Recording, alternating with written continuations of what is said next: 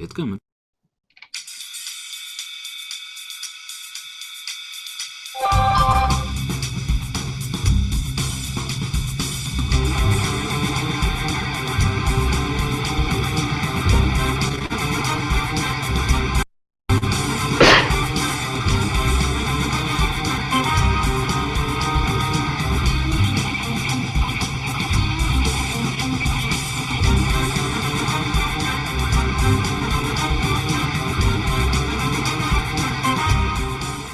Hey everybody, welcome back to the NoRights Podcast. I'm your host Ben, aka NoRights.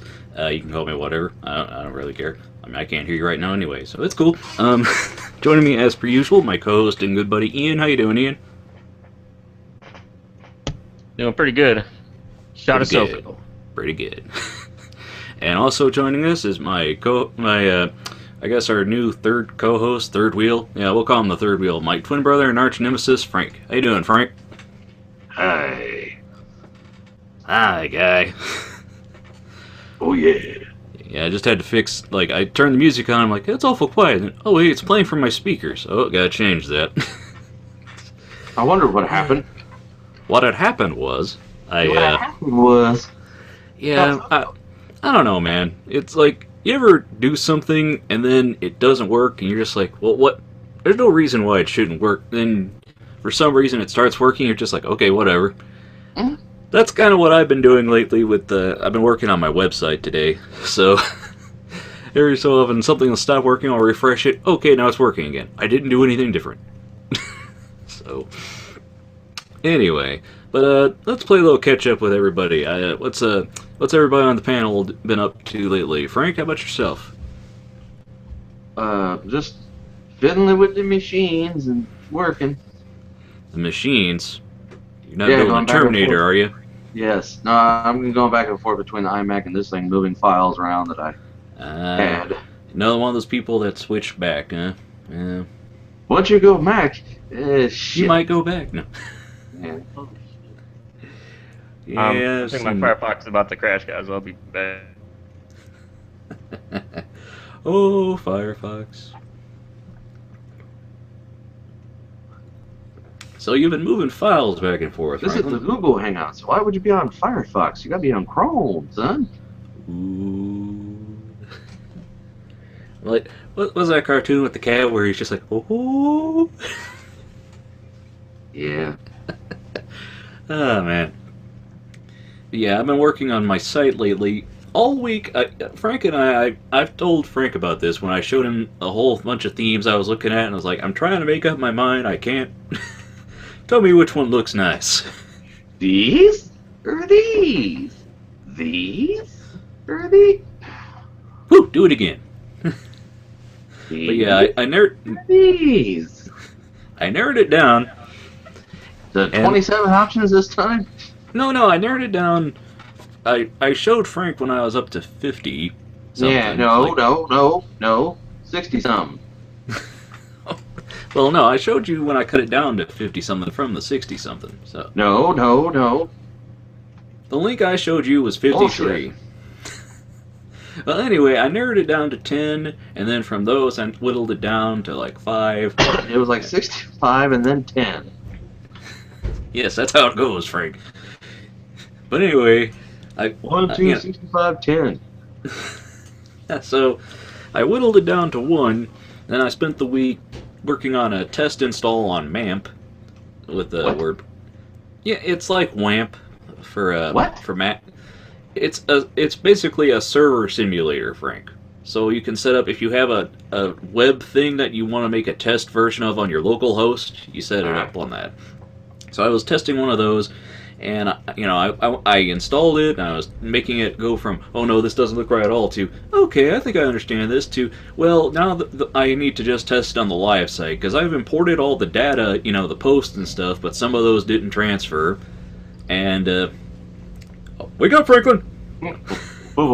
So today I decided to actually make the site live, and I've been adding things and fiddling with things. The thing is, now the main focus of the page when you go to the home page is each project is its own little grid, because it's the one we showed you I showed you, Frank, where it has all the different size grids and everything. And yeah, when you make something that resizes grids and stuff, you kind of gotta know what size your images are. You kind of gotta get on that, and it's been quite an experience. Well, no, it's just every time I turn around, there's something else I didn't know. Like, you know, when you set a featured image and say this is going to be the icon that represents this post, and say it's an animated GIF. Well, if it resizes that GIF, it's not going to animate anymore. And if you're making that the icon for the animation one, you're just like, wait. It's been a journey. Like you set the wrong thing. So like when things are supposed to be that big and then they come in that big, it's like, oh, that's. Not so good. Yeah. Right. So that's been my last couple of days. Figuring stuff out and having to work around it. Spending 10-15 minutes on a bug and then realizing, oh, if I just refresh, it goes away. Like every time I would go to add a text widget in the sidebar, the thing would just disappear to where I couldn't edit it. But then if I hit refresh, it would pop back up. So, yeah, it's wild, crazy stuff. I grid talk with Frank and Ben. What's up, Ian? What have you been up to since our last chat? Well, not much since we just chatted a couple days ago, but yeah. For the users who don't, or the audience that doesn't listen to our Minecraft show, which you should. You should watch it, especially the video, because Frank's got those new shaders now, making it look all pretty. Yeah, it's pretty awesome. It's the tits. Yeah. Sure. But no, like, I just been working on a small bit of JavaScript when I can here. Past couple days I've been actually playing some more games. I've been playing, went back and played some more Saints Row games that I have. And I'm eventually I've been meaning to try to download that Just Cause 3. It's like 50 gigs though, so like I'm sort of putting it all. I know the feeling. I recently I added everything from my Steam library to this machine. First world problems. Yeah. I gotta wait to load all my stuff. No, I people are drinking dirty water all across the world. People starving in the streets. Went to work. Only $1 a day, you can. For the price of a small cup of coffee, you can feed this child and his whole village for a week. And they go, where the fuck can you buy a cup of coffee? I'd like to move there. Right. That's horrible. Anyway, so also I've been talking a lot with the two girls online. I was telling you guys about. 2 girls, 1 Ian. Ew.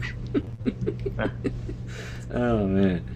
One girl is getting pretty. I'm getting pretty close with. I was talking about giving her like a back rub and stuff because she was feeling sore after work. And, yeah. Let's play the funky music. Giving kiss emoticons with the lips on the text and stuff. You're just upset. I've been online chatting with hot babes all day. Well, good for you, Ian. Get back on that horse and trying to ride it. Wait. No, let's not take this down that road, Franklin. I don't want to. Okay, get on that bike. If you fuck your bike, it's not bad. No. Anyway, moving along. Fuck your bike. Moving along. You paid for it. Who are you hurting? It's a victimless crime. Oh, all right then. So, moving along. I think. So yeah, good for you, Ian. Because I remember it wasn't too long ago we were talking to you and you were, bummed out and depressed and all that stuff. Now things are looking up. So. Yeah, they are. I feel bad for Nate though. We sort of switched roles. Like he was with his girlfriend and I was depressed, and now I'm starting to talk to people, and now that he's broken up, he's depressed. So. Well, look, I guess the only answer is you two are just gonna have to date each other. That's the only way you'll both be happy. There's no other. No. I I mean, we're all, friends of Nate here, so, I look forward to seeing him on the show again and hoping, things cheer up around him for like they did for you, man. So, yeah. He doesn't take his own advice, though. That's a problem. Yeah. Yeah, that's a problem with most people, Ian. Yeah. Yeah. Some people are very full of advice, but not very good at taking. Well, like when Dad came by for Christmas and he was telling his friend, he's like, when you retire, he's like, oh, don't do that. I'm just gonna relax stuff. You gotta do something, or you're just gonna go crazy. And I said, what are you doing with your retirement, Dad? What I want. Yeah. It's like I caught him saying something he doesn't really believe. Or doesn't even practice anyway. Anywho, so now that we've caught up with everybody, what's happening now? How about you got some news stories for us there, Ian? Yeah, and we got a topic today, don't we? Yep, yeah. That's a rare sighting on this here podcast, that we have a thing we want to talk about as the main topic. So, and we're doing this one early because Frank has a birthday party to go to. Yeah, I'm gonna get some cake and some ice cream. How old is the person having the birthday again? Dirty 30. Oh, well, you're gonna show up and it's gonna be a strip club. Yeah. No.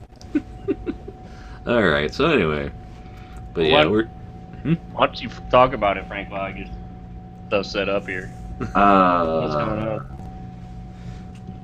I don't like to divulge personal information on the internet. He's going to his wife's friend's birthday party. I mean, it's marginally less lame than a man date when the wife sets you up with a friend that you don't know, like that old Chris Rock bit. Okay, he likes baseball too. Yeah, I like baseball. Yeah. What was this guy? What am I doing? No, that wasn't Chris Rock. No. No, you're thinking of John Metcalf. What? No. Yeah. Chris Rock, he was talking about the grown man play date. No, I gotta pull it up on YouTube. No. Okay, I'm sure, Frank. I'm sure it's a topic everybody's talked about. I mean, I've seen comedians of different.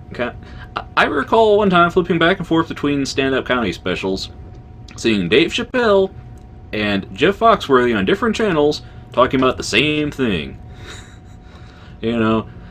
He's like, David, we need to talk. Man, I always gotta talk about something I need to do, not something you need to do.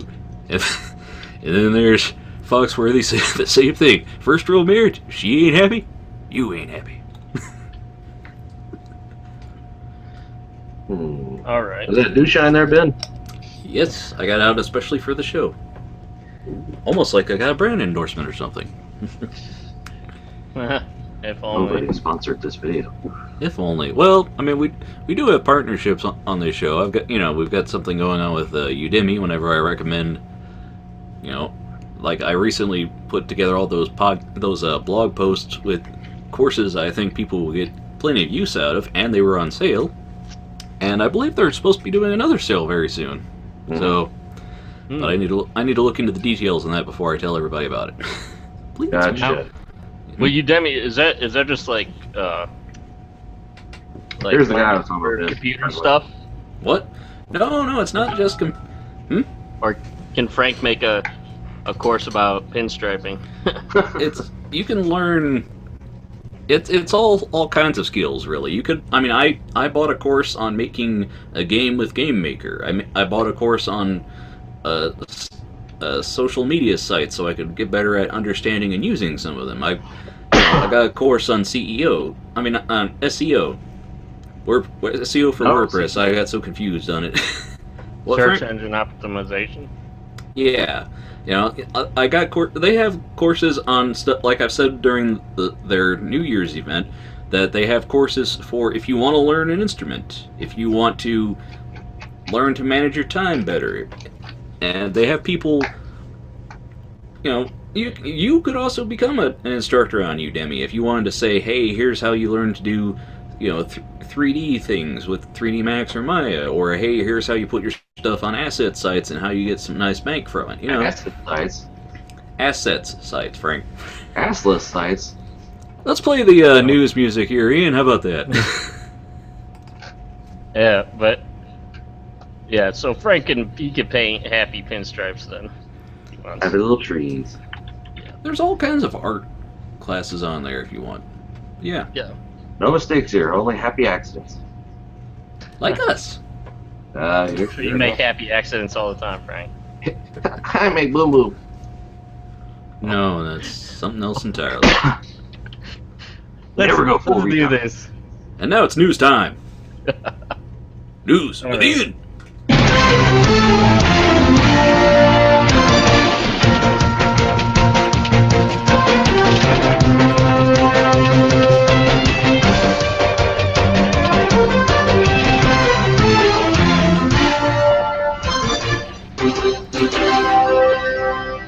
The news with Ian.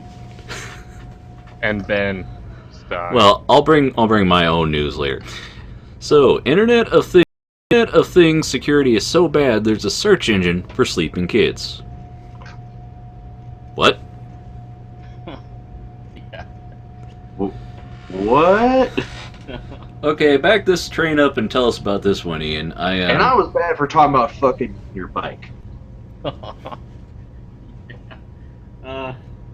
Showed in a search engine for the Internet of Things recently launched a new section that lets users easily browse vulnerable webcams.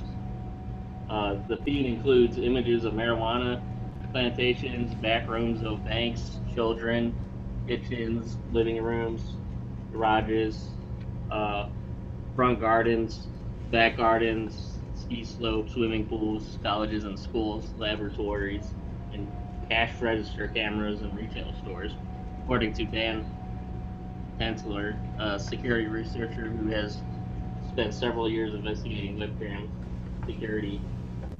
It's all over the place, he told ARS Technology UK, practically everything you can think of. We did a quick search and turned up some alarming results. Of course, talking about the sleeping baby. The cameras are vulnerable because they use the real-time streaming protocol RTSP port 554 to share video, but have no password authentication in place. The image feed is available to page Shodan members of images.shodan.io. Free Shodan accounts can also search using the filter port 554 and screenshot.true or true. Shodan trawls the internet of random looking for IP addresses with open ports. If an open port blocks authentication and streams a video feed, the new script takes a snap and moves on. While the privacy implications are obvious, Shodan's new image feed also highlights the pathetic state of IoT security and raises questions about what we are going to do to fix the problem. Yeah. So, yeah, this is a pretty lengthy article, but I mean, what do you think about internet security in general? Like, it's definitely a work in progress, you know. Well, it's a thing I don't think most people know about, and a lot of people. I mean, a while back, we mentioned last week tonight with John Oliver, where they talked with Edward Snowden in Russia, and he was talking about how people need to start thinking about their passwords differently rather than just a word that can be brute force. They need to start thinking in phrases that are harder to figure out, and and it's lots of things like that where.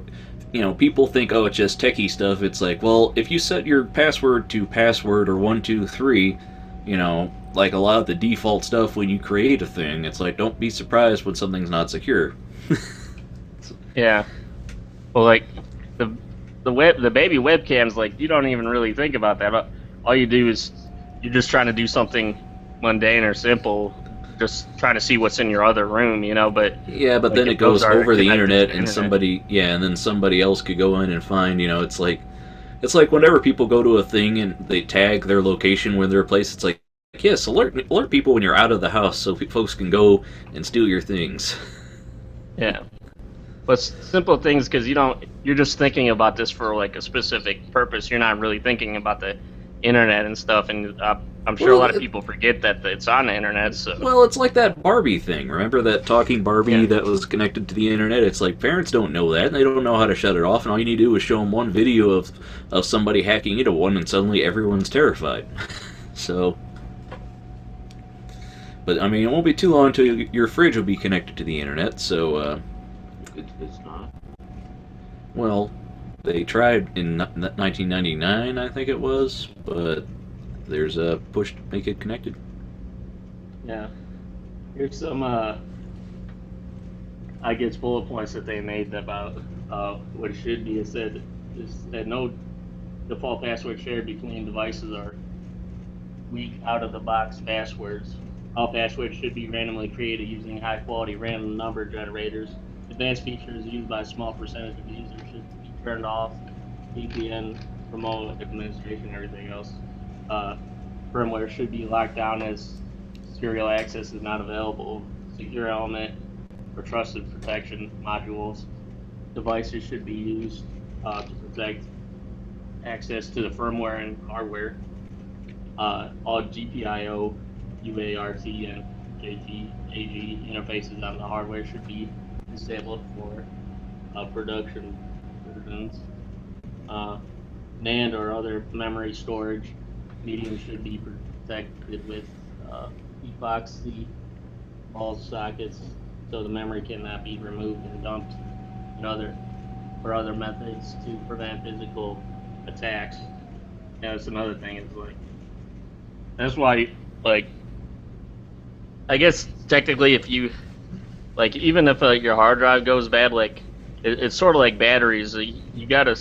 It's probably a good idea to figure out a way of safely getting rid of them, because they could always be, dug up, and people can get the data off there somehow. Just because you plug it in, it doesn't work doesn't mean people can't get the information from it. Well, I mean, when I was back at AIP and I was taking a course on computer literacy because you had to, and it was taught in the Mac lab, which I found very cute.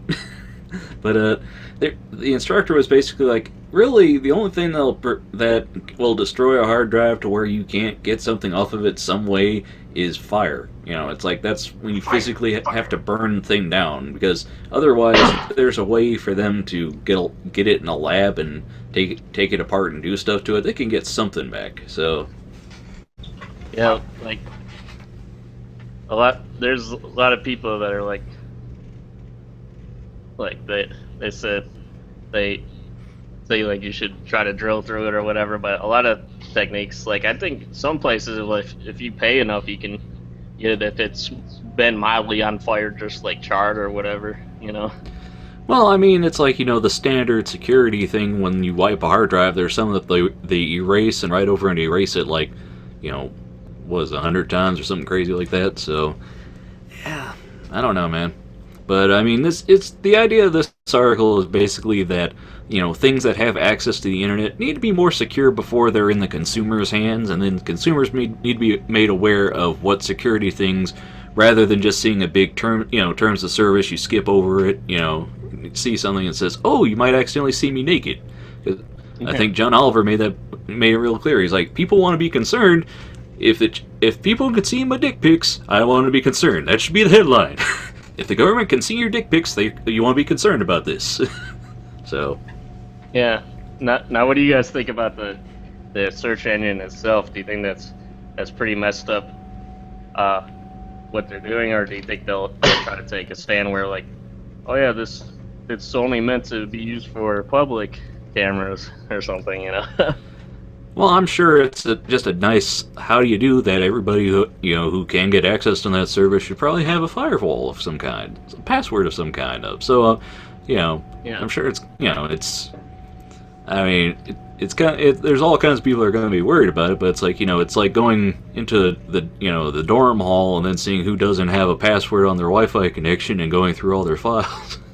It's like, well, if people can do it, it's going to happen. What do you think, Frank? You're being awfully quiet during this one. The whole Internet of Things thing is I don't understand. I try to read about it and there's a lot of words. And words computers. What the hell's that mean? What? Right, words are hard. Picture is better. Well, isn't the concept of Internet of Things, it's like everything's going to be connected to the internet for a thing to do things? You know, it's like... Oh, yeah. I vaguely saw a tech thing from the Tech Syndicate guys about this before I went to bed, so I was like, oh. It's basically how everything's going to have... Like, your phone has the internet now, your car is going to have the internet, your fridge is going to have it. Everything's going to be wired. Well, I have a rental car right now, so it does.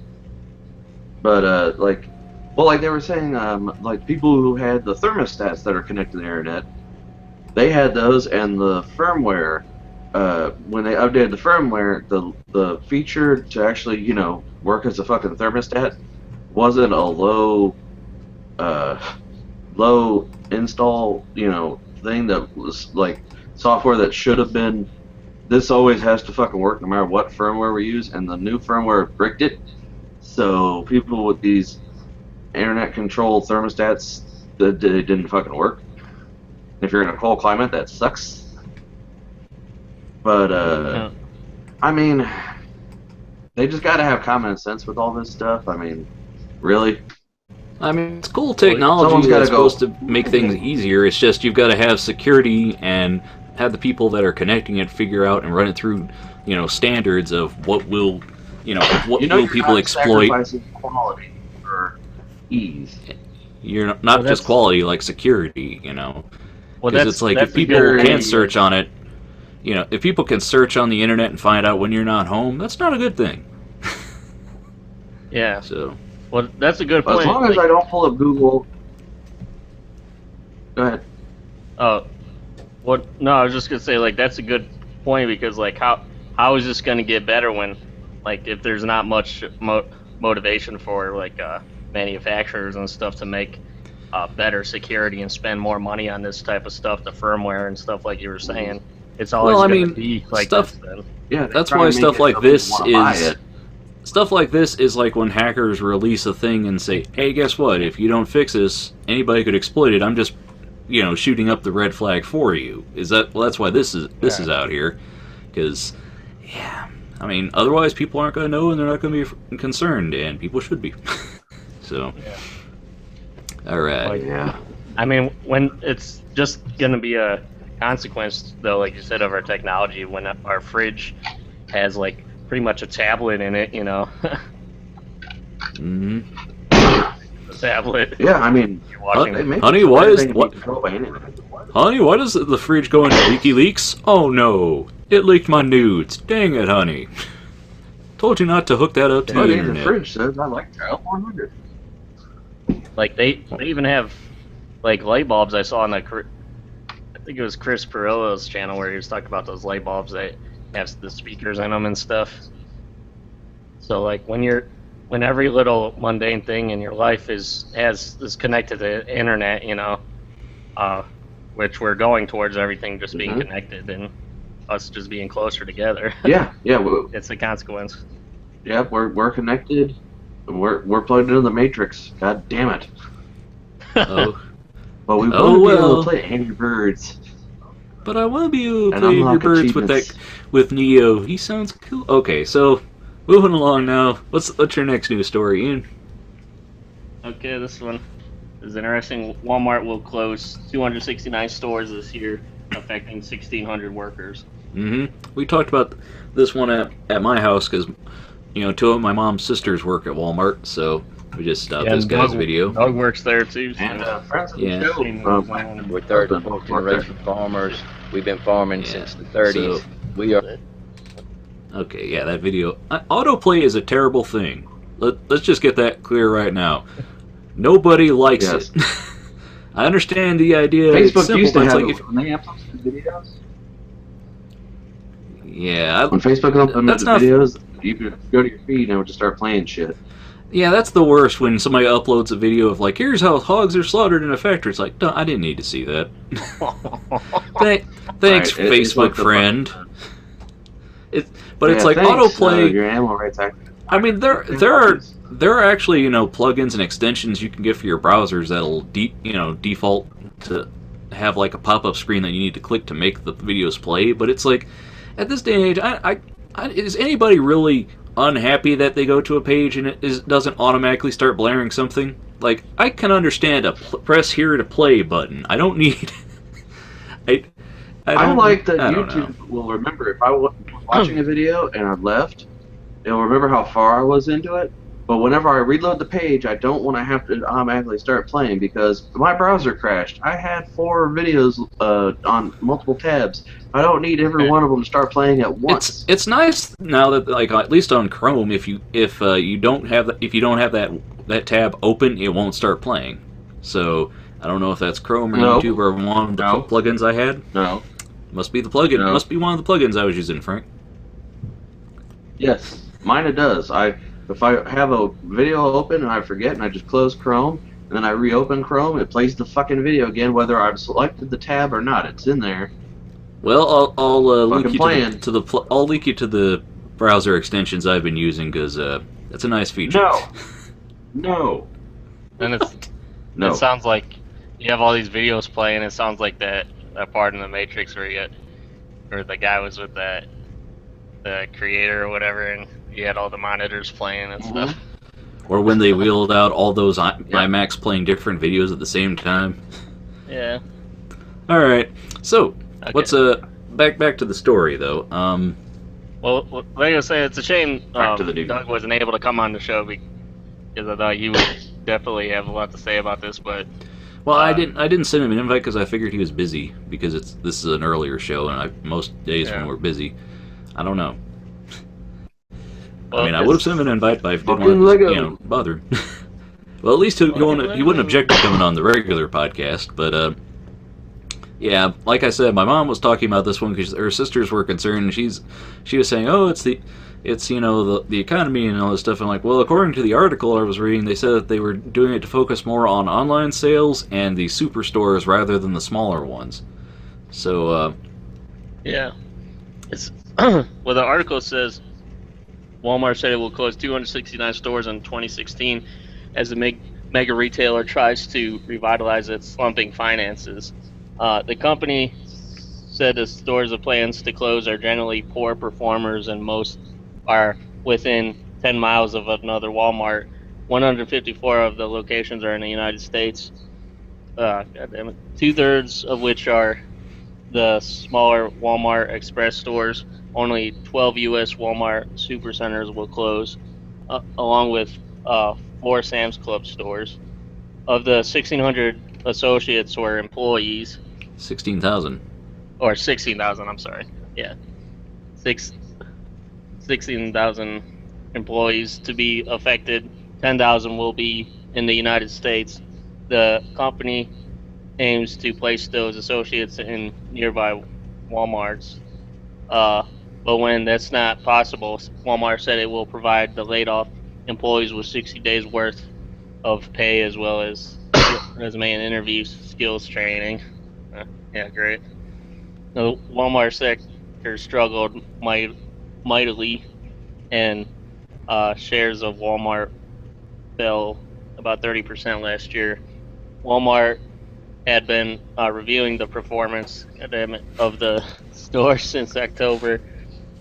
Closing stores is never an easy decision, but it is necessary to keep the company strong and positioned for the future, said Doug McMillan, Walmart CEO.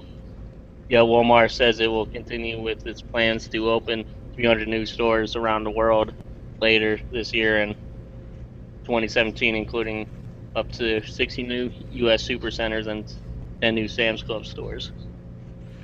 Yeah. So pretty much like we're gonna close down some stores and lay off a bunch of people just so to try to help revitalize our image, you know. But well, Mr. you know, McMillan here that he's rich, he doesn't care what happens. Well, I mean, they're saying like the smaller stores, let's get rid of them so that they can focus more on the stores that are making money and opening other locations at better places. I mean, you can understand it. I mean, any one of those like Monopoly games. That's how you deal with having no money. But Well, like it's just the whole human element. Yeah, the human element. Yeah, you forget there's humans working there. Well, yeah, but I mean, they have to make the big, broad decisions for the company, because if the whole company were to fail, that'd be a little bit more catastrophic than 16,000 people. I mean, that's the concern. Well, like So- but I mean, if they're gonna open up new stores, you would think, hopefully, a lot of them, if they want to still work for the Walmart, they should let them pretty much give them a easy slide of being able to get into those stores. Then. Well, I mean, they said that they were going to try and move people to other Walmarts with the ones that were within 10 miles of the existing ones or whatever. So I'm sure they're going to try and move things in. Because I mean, what would you want to have to hire a new whole force, or would you rather reemploy half of the people from another Walmart? I mean, Yeah, just reemploy the people are able to. They have the skill set for that.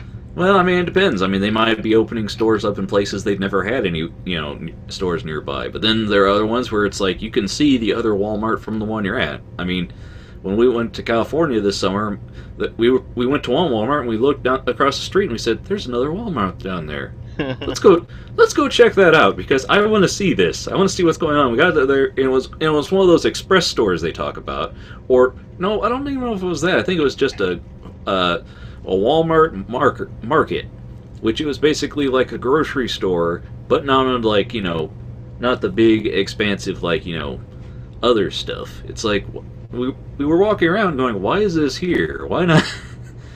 Like, do they only establish one place and then one in the other? They couldn't get a thing to make the whole store. I don't know. It was weird. I'm sure if that's the kind of store that they're closing to make the other stores stronger, I could understand it. So, Yeah. I don't know. We No, just feel it's bad probably for the not. people that are gonna have to find something to do. Well, I mean, we talked about it when Yeah, it shit sucks. we talked about one time when Nate was on the show about how the economy, did recover from 2008's recession, but it's not, companies have used it as an excuse of always saying, well, it's the economy, we got to shut down. So everyone always thinks the economy's terrible, and it's like, well, it's better than it was in 2008, but will we ever see it back to, to not worrying about it and not? I'm sure the majority of people still probably think we're in a recession, so I don't know. Yeah, like Yeah, people are like, oh, the fucking economy's so bad. I'm like, if It you can find a depends. job is what matters. Yeah. I mean, it's basically the squeezing out the middle class and the lines being drawn different. I mean, we've all seen the inequality graphs of how 1% of the country has so much money that in order to show them on a graph, you literally have to make another graph for them. So it's like, because everyone thinks, oh, it's the rich I like have most of it, and then this, it's like, no, rich have like 98%, and what you guys have is split among the middle class, and then the very, very poor, and then the non-existent who have negative. So I don't know, it's crazy. Yeah, what do you think about that, Frank? About what? About things The that separation of the classes, the No, fact that just Walmart just people are article. losing their jobs, the fact that the article.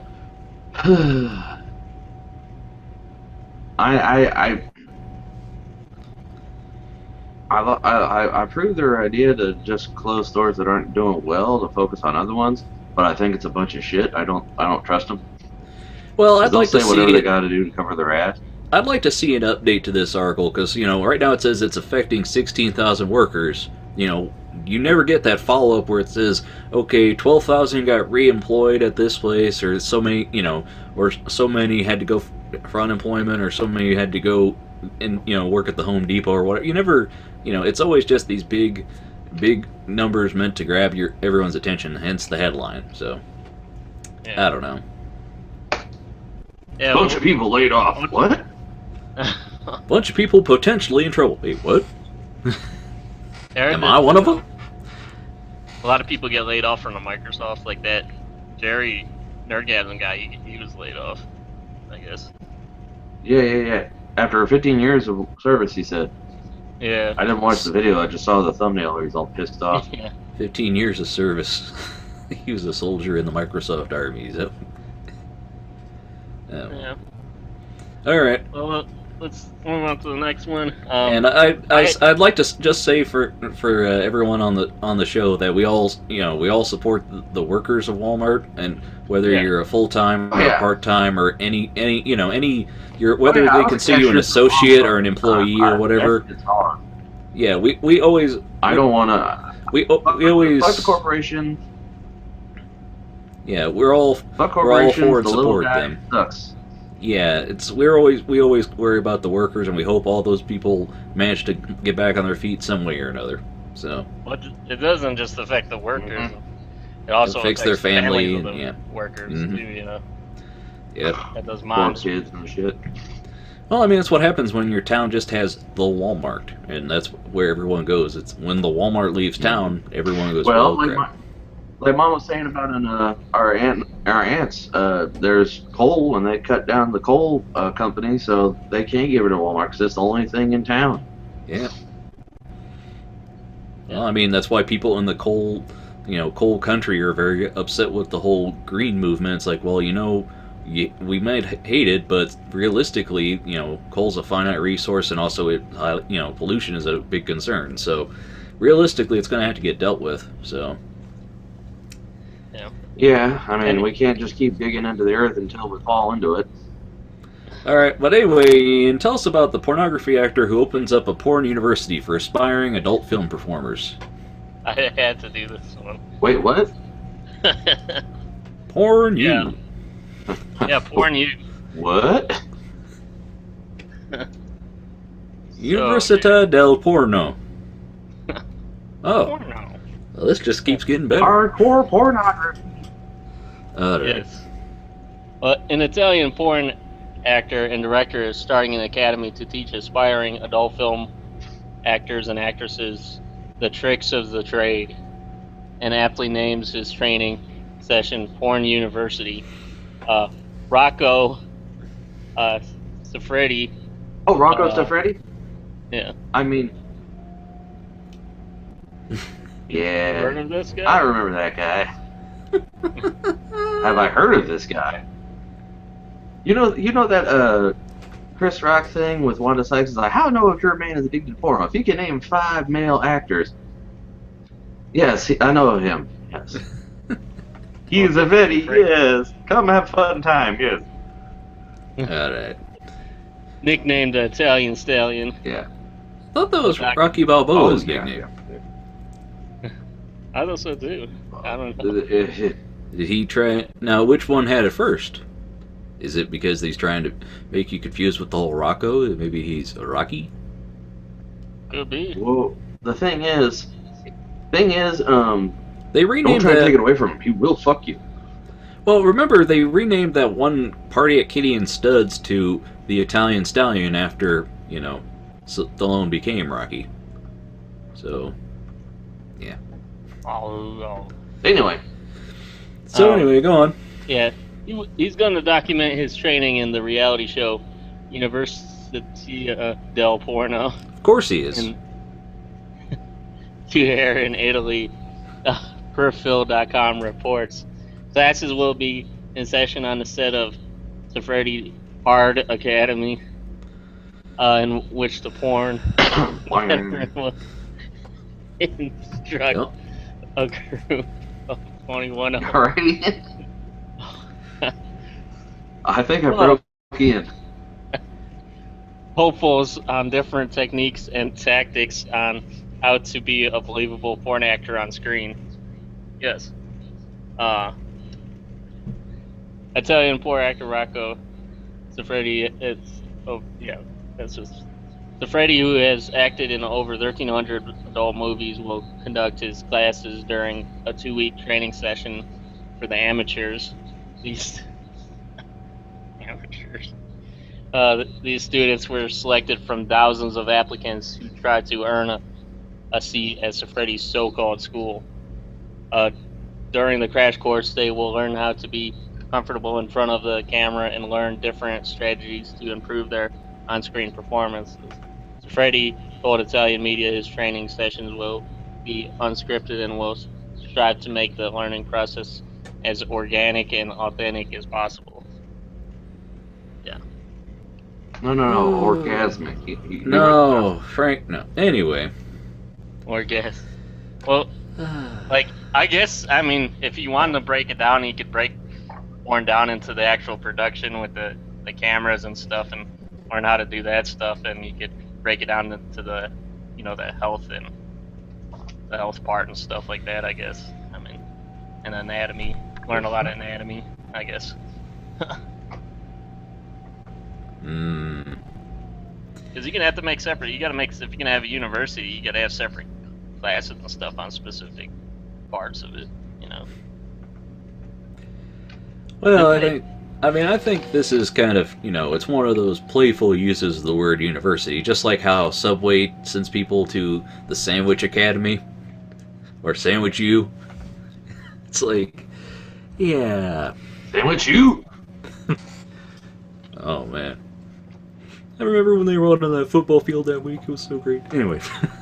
So, well, I mean, like, you guys did, how many sex ed classes did you guys have before? Just one, pretty much? And well, I had the high school one and then the college one, remember? What do you think about that? Yeah. No, we weren't in high school yet, man. Elementary. Well, no, we were in middle school. That we were eighth. No, we had it in 8th grade. No. I remember it. They were like, the girls can go to this one room, the dudes can go to the other. Okay. No, it was the art class because I remember those pinatas hanging up, and that wasn't middle school yet. Well, whatever. Ian and I, when we were in college. And then 9th grade, we watched that fucking film, and we're in that health class where they showed that nurse came in and showed us slides of dicks with herpes. Dude. Yeah. And then in college, Ian and I. The dude raised his hand, he's like, excuse me, where's his head? In college, you just can't see it. In college, there was every quarter or whatever, they would have the student. I don't know what it was. They had like a student conduct or something like that. Yeah, it was like, well, it was a student safe sex lecture where they would give out free condoms and advise students to be responsible, and it was. Don't spread GD on the dorm. Tonight's movie is about the dangers of ED. See it with someone you love. Oh man. Anyway. Now we this. I'm sure the school wasn't, or the dorms we were at. It wasn't. It's like a typical university or college. I'm sure there wasn't as much of that going on. I'm sure there was a lot of partying, but I think one time I heard people having sex when I was just walking through the halls, and I was like, "Well, that's good for you, buddy." Well, I mean, I was still happy. Yeah. But anyway, with this, I'm sure it's all about the whole show. I mean, I'm sure you could have a class for just all the stuff about being a magician being the same thing, how to make stuff come across on the screen like it's a show, because I don't know. Well, you could say it. So back to Rock, technically acting. It's an acting class, so you got to put some kind of storyline in there, I guess. Ah, boy. But anyway, let's this is going to be an interesting experience, and one I look forward to watching online when it comes out. So.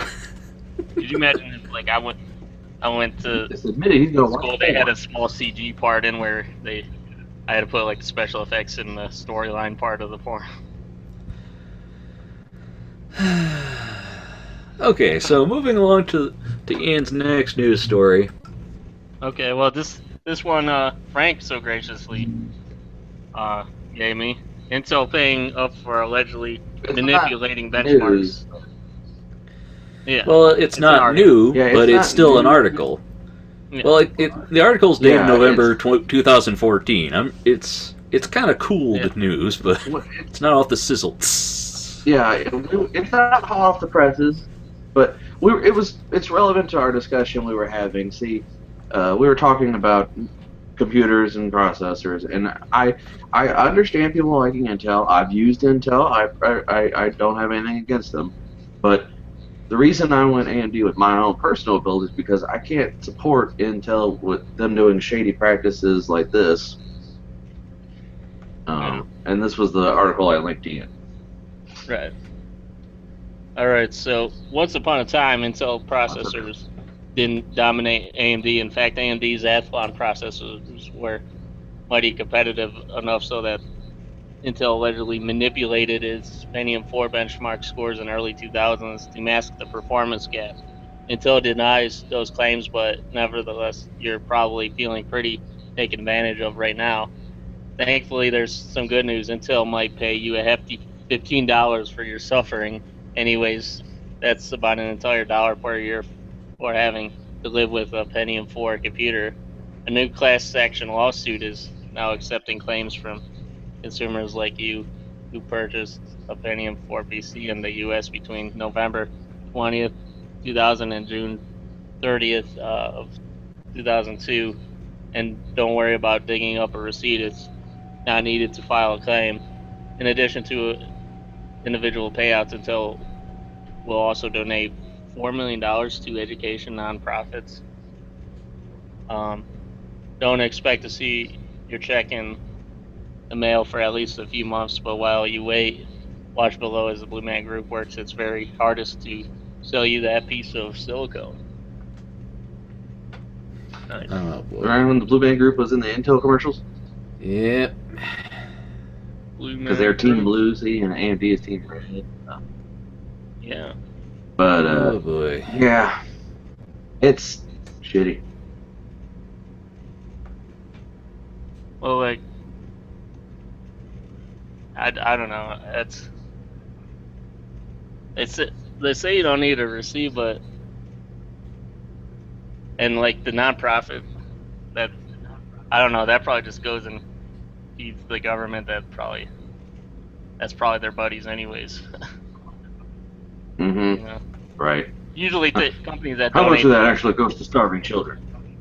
Yeah, usually a lot of companies that donate to things are usually, a lot of times I'm sure they're in government that's for their interest and stuff. That's usually interests that they have. Mm-hmm. Well, that's also, it's just Yeah. a thing to say to make them look better. I mean, if you do, like, okay, well, we're going to pay these people off to quit having them complain, and also we're going to donate $4 million to schools. It's like, well, some people might not hear that. They might just hear the $4 million. Oh, they paid it off. So, Yeah. I don't know. That's like a penny to them, though. I mean, really. Yeah. I mean, Yeah. Well, That's like when BP had the oil leak. They're like, oh, well, just let it pump out our fucking oil. yeah. Can you imagine this having kind of money where, like, the average person can't even think of it? You gotta have a whole different way of thinking just to think of your money. What do you think we'll ever see? Like the people that own... Huh? Well, I was gonna say, like, Bill Gates. I think the last time I checked, he had like something like 50 or 60 billion dollars. He was like one of the richest people in the world. But like, I wonder if we'll ever have like somebody that's like a trillionaire. well, you know, the number of millionaires has risen, but like we said, we were saying before, the whole world's percentage of people, people who have the money and the wealth in the country, there might be a trillionaire, and then there won't be any more middle class. So, Yeah. anyway, now's the time for me to share my news stories. I guess so. If you, Alright, if you cool. must. Oh, if I must, huh? Well, alright. I usually check 3 different sites for animation news stories, and all 3 of them had this story going, so I'll just drop them into the chat for everybody to peruse at their leisure. Frank might be interested in this one. You know the Asylum, right? Right? Franklin? What? You know the Asylum, right? No? You know, the people that brought us Transmorphers and Raptor Island and Raptor Planet, I think it was, and Titanic 2. Well, the first article says the Asylum launches animated division with Izzy's Way Home. The second article has more frank terms. They say the Sharknado studio has found a way to cash in on Finding Dory. And the third one, Sharknado producers launch animation division. So it's a little bit in between those two. Tori Spelling and Joey Fatone are set to star in this one. So, yeah. Joey Fatone? Yeah. Joey Fatone. Well, wasn't he in My Big Fat Greek Wedding? I don't know. But yeah. He was a member of NSYNC. Yeah, he was the... Enter the fat one. Yeah, anyway. But yeah. You don't remember that? It's Frank. I try not to remember that era in time. So anyway, for those who don't, Robot Chicken. Yeah. Anyway, that was hilarious. For those who don't know about the Asylum, they're that studio that make mockbusters, or well, they do that and also just schlocky, low budget sci-fi movies. But like. Sharknado. They made that series. A lot of movies that you'll see either like movies that should be on sci-fi or are going to be on sci-fi, and then they also make the mockbusters, which are basically something close to it along the lines.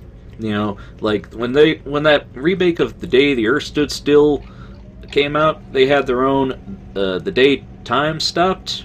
I think was what the name of it was. I don't know. And they had when the Transformers came out, they had Transmorphers. When the Terminator came out, they had the Terminators. Just enough to confuse Grandma if she goes to rent a movie, or you're like, oh, they're all out of the new movie. Well, let's get this one that's close enough, that's similar. Somehow, it's so. If you're not paying attention, you're like, oh, fuck, it's Transmorphers. God damn it. Yeah, and oh man, it's set for a May release, but independent production company The Asylum, the production house behind the hit Sharknado franchise and top-rated TV series Z Nation on Sci-Fi, is launching a new animation division for 2016 with Izzy's Way Home, a feature film aimed at families starring Tori Spelling and Joey Fatone. I think it's a very natural progression, says David Ramawi, CEO and co-founder of The Asylum. Our in-house VFX department is used to creating many, many sharks and robots for our live-action films, so creating creatures for a film like this just makes sense. So they're basically saying we should do it because we can. Yeah. Mm-hmm. Well, what they're saying is it's time. I mean, plus there already are animated mockbusters come out. I mean, when Kung Fu Panda came out, there was Little Panda Fighter. And there's like 3 of those. There was Little Panda Fighter, and then there was another one that was traditionally animated. And then there was that Ratatouille. A lot of these films, I think that studio is in Brazil that mostly knocks those off. And then there's on Netflix, I think you can find, since when Brave came out, they took another film and called it like Kira's Brave or something like that. It's like, come on. So, yeah. But what do you think that they're modeling Ian as the CG guy of the house? Well, it's just like we talked about. Was like the other week. It's like just because we can create a kids CG movie that's like a dime a dozen. Well, we will. Well, I'm curious as to how this one's gonna go, because the Asylum, they're kind of self-aware, and I'm curious if they'll just make it just as a kids film straight face, or if they're gonna try and go like Shark's Tale with it, where it has like stuff for the people that know what the Asylum is and kind of ironically enjoy the films or whatever. I feel bad for the people that are making those cool robots and more adult stuff, and then they're like, oh yeah, you guys are gonna start making some fish now. Well, I mean, to be fair, like, they do a lot of VFX shots, but if I remember correctly, in most Asylum movies, the effects are kind of, what? Like, they're very schlocky and intentionally, I don't know how intentionally bad, and how sometimes they're just cheap, because they do these movies on a very tight budget and time scale and everything. So it's like, it doesn't surprise me. I mean, this is being released in May. That's not that far off. So it's, I don't know. I mean, that's the thing though with these stills. It doesn't look too bad, but well, I mean, but how? I don't know, man. What are your thoughts, Frank? Fucking knockoffs. Like you said, it's all only to grab the people who aren't paying attention, or you're on Netflix, your fucking kid's screaming, and they go, I want to watch Cars, and you go, yeah, that's a car, and you fucking walk away to actually go do something for 20 minutes, and the stupid kid sits there and stares, and he goes, this isn't Lightning McQueen. The little cars. And the parents don't give a shit. That's why, if you go to Hulu, and you go to the most popular, it's all fucking kids' cartoons, because they throw the shit on and say, look, it's a fucking cartoon, I gotta go cook dinner, leave me the fuck alone. Well, Frank, I remember when we were kids, we used to watch Adventures of the American Rabbit, and I never remembered how that movie ended until I watched it years later and went, wow, what? It's fascinating, because like, as long as it's, I've ever fucking heard. As long as it's bright and colorful, like they could get away with a lot of this. I'm interested in seeing, like, I kind of want to see it in a way. I mean, I don't know. It looks like the old reboot graphics. Oh, it'd be charming in its own way. I don't know. But anyway, I also found this article because something we've talked about on the show, and it's a little confusing for us. This article lays it out. What is the animation wage fixing lawsuit? An explainer for the community. So it's quite a lengthy article too. Yeah, so I figured I'd just drop this one in here, because it breaks out some good points of like who is responsible and why, what's the current situation and why we should be upset.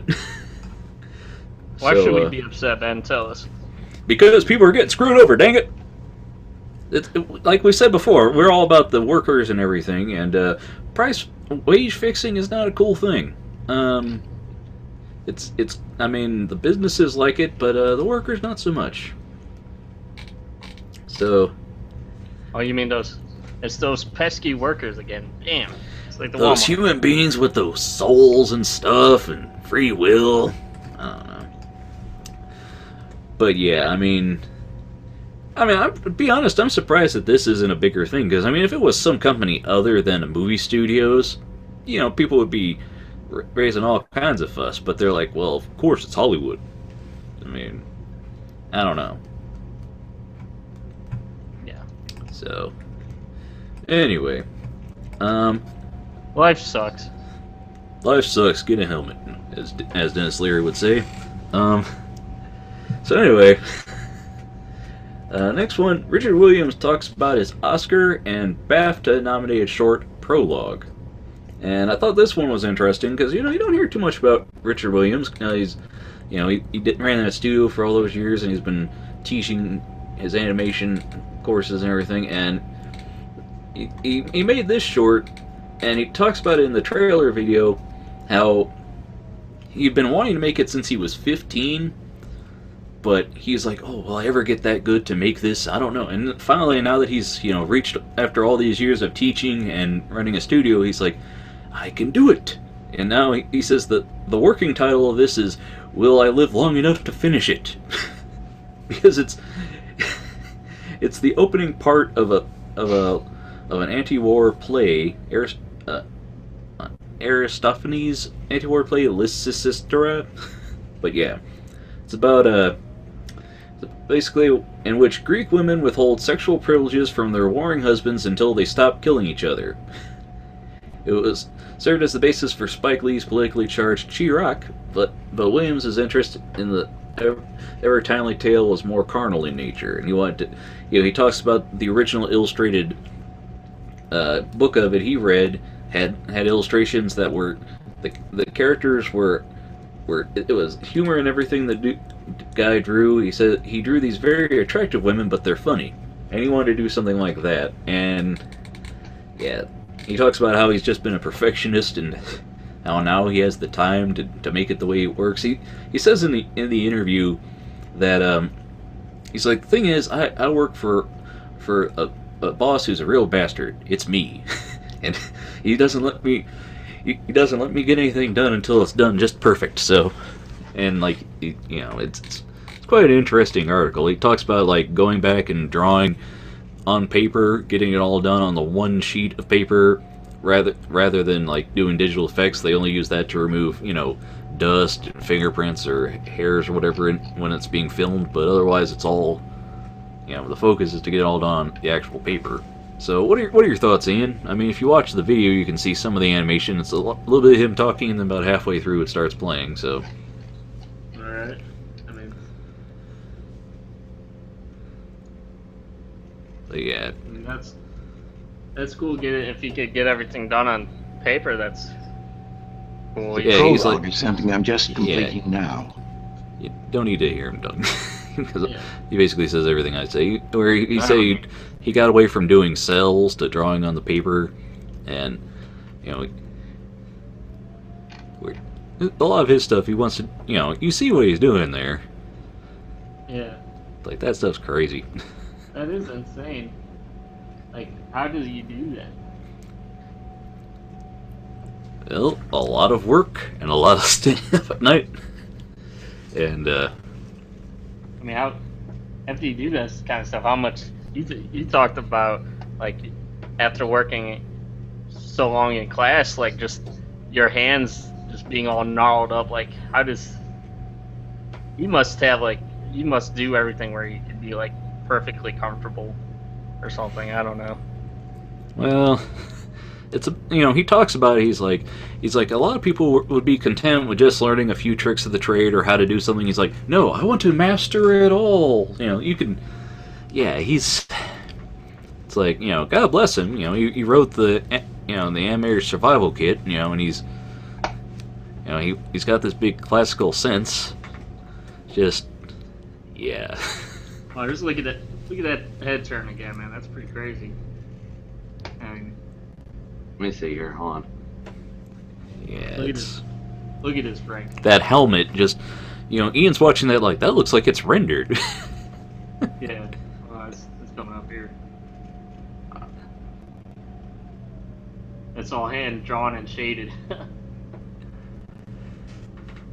Mm-hmm. Yeah, that'll take him forever. Yeah. Well, he's made this short, and he's working on, I guess, the rest of the story, but whether or not it finishes, he's content with just making it a masterpiece, which, hey, more on him, man, because... Yeah, it's like, he was our age when he started, and now he's this old now. He started on just this one animation. Well, he said he had been wanting to tell this story since he was 15, so he's gone through a whole lot of films. He did one film where he said he started it while he was traveling through Paris like 30-something years ago, and then he found it later and he decided to finish it. It's like, that's...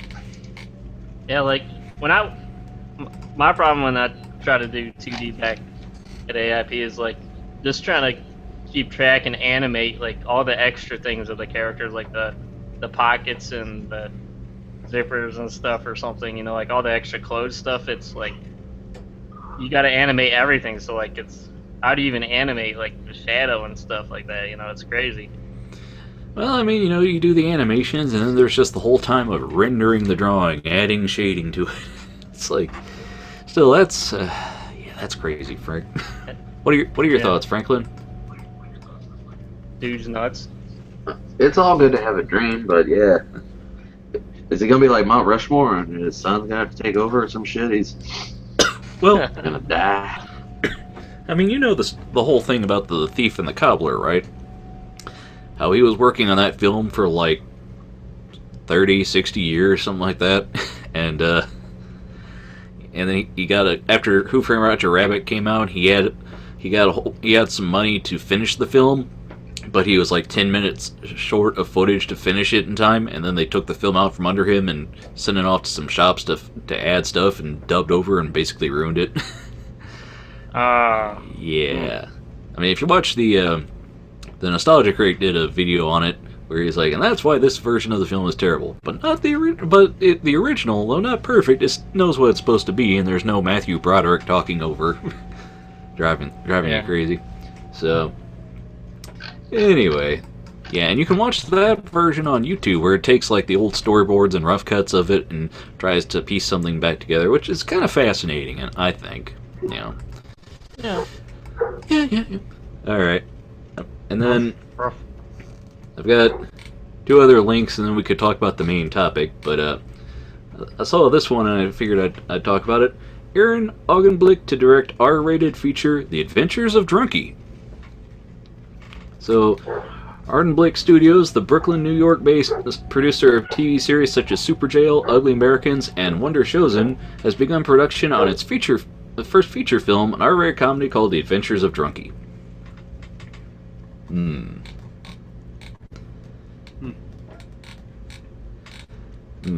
can make an R-rated cartoon? I didn't know that. You knew that, Ian. I just think I like the idea that people are doing it, because I mean, you look at that, it's like, who's making a film like that right now? That's like a Fritz the Cat today. Who's putting those out there? Like, you know what I'm expecting though. Like, right when this comes out, the first news story is going to be, can you believe that people are putting children's cartoons with this kind of content? Like, no, cartoons don't have to just be for kids. But, you know, someone's going to raise a stink over it. Yeah, but can you believe? Oh, man. Can you believe that there's people's anime tentacles? Oh, man. What are your thoughts, Frank? You've been kind of quiet this afternoon. I'm always quiet. No, you're not. We start talking about pinstriping, and then all of a sudden you get very opinionated. Do you need a sound card? Well, you get very opinionated. It's always like, well, you always give me shit I don't have opinions on. I mean, or like, there's a lawsuit. That sucks. Or this one, they're making an R-rated movie. Cool. I like R-rated movies. Tits and violence. And well, tentacles. what are your thoughts on animated films for adults, Frank? By the way, What? Deadpool? Yeah. You and the other half of the internet. it can't be. If it was PG-13, just fuck it. Don't even do it. He drops the F-bomb in the trailer. He has to. He has to. Hey, you Has to. Yeah. mean, don't try to put American Pie on TV. No, Yeah. it's like when they put Scarface on TV. PBS They say it's before. just one big chicken, just waiting to get plucked. Yeah. I got it from pineapples. Oh, man. Well, I mean, I don't know. I mean, are you guys familiar with the other things they've done? I've seen a little bit of Super Jail. It's just one of those shows where the character designs are intentionally ugly, so I have a hard time watching that kind of thing. Like, I'm fine with adult concepts and stuff. It's, you know, it's just I don't know. This looks all right though. I mean, looks Yeah. interesting. Well, like, do they have like whole season done or something? No, it's a movie, so I'm guessing they're just gonna make the movie, movie. So Yeah. I guess Is that already in production or is it done or? I guess it's the announcing of it. Let's see. Studio founder will direct the independently produced feature based on his original concept. Aaron Bergeron wrote the screenplay. Alden Blake made a short in 2001 called Drunky, but the new character in this feature is unrelated to the earlier short. The Adventures of Drunky is something I love about cartoons, said Alden Blake in a written statement. It's hand-drawn, surreal, and funny as hell. The film's main character, Drunky, voiced by Sam Rockwell, is a barfly who finds himself in the middle of a cosmic bet between God, Jeffrey Tambor, and the devil, Steve Coogan, over the fate of the Earth. Per the film's official description, with his life destroyed, Drunky must travel through heaven and hell to rescue the girl he loves, Nina Arianda, and save the world. Assisting Drunky on his quest are an alley cat, Tyler the Creator, and a demon, Dave Attell. So it's kind of like what dreams may come. I don't know. The supporting cast also includes Abby Elliott, John Leguizamo, John Glaser, Jay Farrow, Noel Wells, James Adomian, Larry Murphy, Rochelle Butera, and Randy Perlstein.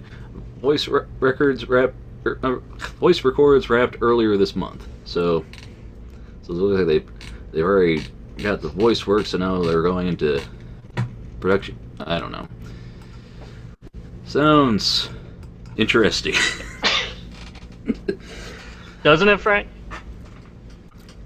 The art style reminds me of like the old Nicktoons you would see at like Thanksgiving time.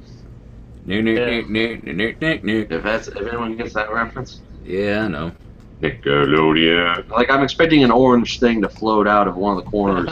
Go Nickelodeon. And then boobs, drunk, whatever.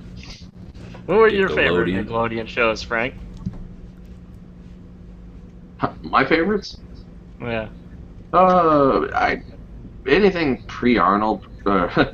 Hey Arnold was like the very edge of everything I was into. Yeah. Like I started getting into it and then I walked away. Yeah, I'd say Hey Arnold was right around so the brim of it. Yeah. Did you like Hey Dude and? I stopped giving a shit. Hey Dude. Huh? Did you like those I other watched shows Hey like Dude. Hey Dude? Yeah, I watched Hey Dude. Hey Dude. Was that the Little F1 wild, show? little strange. Donkey Lips? Salute your shorts. Salute your shorts. Salute your shorts. Pete and Pete. That was awesome. Rugrats. Pete and Pete. My wife hated that show. Pete and Peter. You know what I just found out recently, man? What? On Hulu, I saw a trailer. The Hill guys made a movie The King of the Hill guys? about a What? cat. What? No, the Key and Peele. Oh, those guys, yeah. Yeah. What about it? They made a movie. A guy gets dumped, and he adopts a kitten, and then his house gets broke into, and the kitten's gone, and he has to chase down the gangsters that broke into his house to get his kitten back. That's the fucking plot. I'd watch that. Well, It's a cute kitten. I gotta give him that. But All right. and like smell. it's funny because they go into situations. Huh? I bet you smell Lil Bub though. Yeah. No, well, no. It's a cute cat. It's like whenever they go into a situation, they gotta be all like hard and gangsta, and they're like acting like white dudes, so it's funny. Like we always talk, I don't. Why are you talking to me like that? Yo, bitch, this is how I talk. Shit like that. Well, they've done some great bits. Like, did you ever see their take on when Urkel was taking over Family Matters? That was great. No. Oh, you should check that out sometime, Frank. It's a good one. They got a bunch of good sketches. But anyway, yeah, like I said, R-rated animated film. This looks nice. I'm looking forward to it. And my last news story. I like R-rated content. Is Aardman animates Stephen Hawking lecture. So. What? Yeah. So pretty much you don't have to put a whole lot of different frames in it then. What? What would it Not be like? do a lot of animation then. That's good. No, what would it be like to journey into the mind of the world's most famous physicist? A new short animation produced by Aardman for BBC Radio 4 attempts to answer that with a visual kaleidoscope of stylized imagery and scientific diagrams inside his head. So, produced to accompany Professor Stephen Hawking's Reich lecture, which took place earlier in January, Inside His Head gets into that notorious noggin as he discusses the theory of black holes, Hawking radiation, and thermodynamics. Aardman's aim was to inspire audiences to follow in the professor's passion for physics. It's like that Family Guy episode where he's like, "Was that good for you?" Oh baby, oh baby. Yeah. Do you think I like doing that to you? Stop, you're hurting me. Do this. Anyway. No. I mean, I'm in favor of, animating awesome things. I like science, I mean, and plus, it'd be the same as like when Morgan Freeman narrates something about science. You're just like, tell me a story. And you watch this and it's just like, fall asleep. hey, Franklin. I've got a smooth, sexy, velvety voice. You're gonna fall asleep listening to me talk about the wormhole. The team also It's like created Ted, I want a pillow made of your voice. The team also created a second I want to sleep on a animation bed made of your voice. that strives to explain black holes in less than 2 minutes as a means of promoting the lecture, which will be available to listen to on BBC iPlayer. Aardman's Will Studd directed the animation, with audio mixed by Max Halstead, incorporating words from Hawking, Carl Sagan, Andrew Storminger, and Brian Cox. In these films, I wanted to create a stylized version of the graphics I grew up with in the 80s. I love the kitsch futurism of the BBC's TV version of Hitchhiker's Guide graphics, or the weird spacey covers of Omni magazine. I wanted to bring a bit of this back to explore Steven's thoughts. For both films, we built a soundtrack using 70s, 80s synthesizers to try and capture a sense of that retro futuristic feeling. So, All right then. They don't show any frames or anything. well, because it hasn't come out yet. Is it in production? I believe it said Professor Hawking's Wright lecture will broadcast on Radio 4 at 9 a.m. on January 26th and again on February 2nd. So it hasn't been broadcast yet. But I'm looking forward to seeing it when it comes out. Even though we Americans don't get access to iPlayer, unless you have means around that, of course. Anyway. Well, like, can't you use Kodi or something? There's an iPlayer thing, but it's region blocked at the moment. Oh, really? Well, just get a VPN then or something. Yeah. I would like to remind everybody that we here at the NoRights. I like to say that we here at the NoRights Productions Podcast do not endorse bending any laws, but it will be cool. It will be cool when this does become publicly available in some ways for us to check it out, because I'm interested in Stephen Hawking and his topics and this sound, and Aardman, man, they're going to do a cool animation for it. It looks cool. Send all your subpoenas to Ben. And no. Anyway, so. Easy, you got a P.O. box now, don't you? Not for this. Anyway, so our main topic we want to talk about this week. So can we finish up the news segment music thing? Yeah.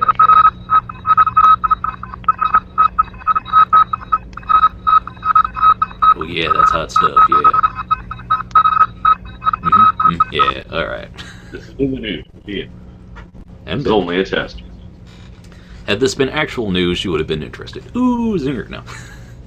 Anyway, so our main topic for this week, one of my friends on Twitter was, someone I follow on Twitter was posting articles about the gig economy and how they're terrifying.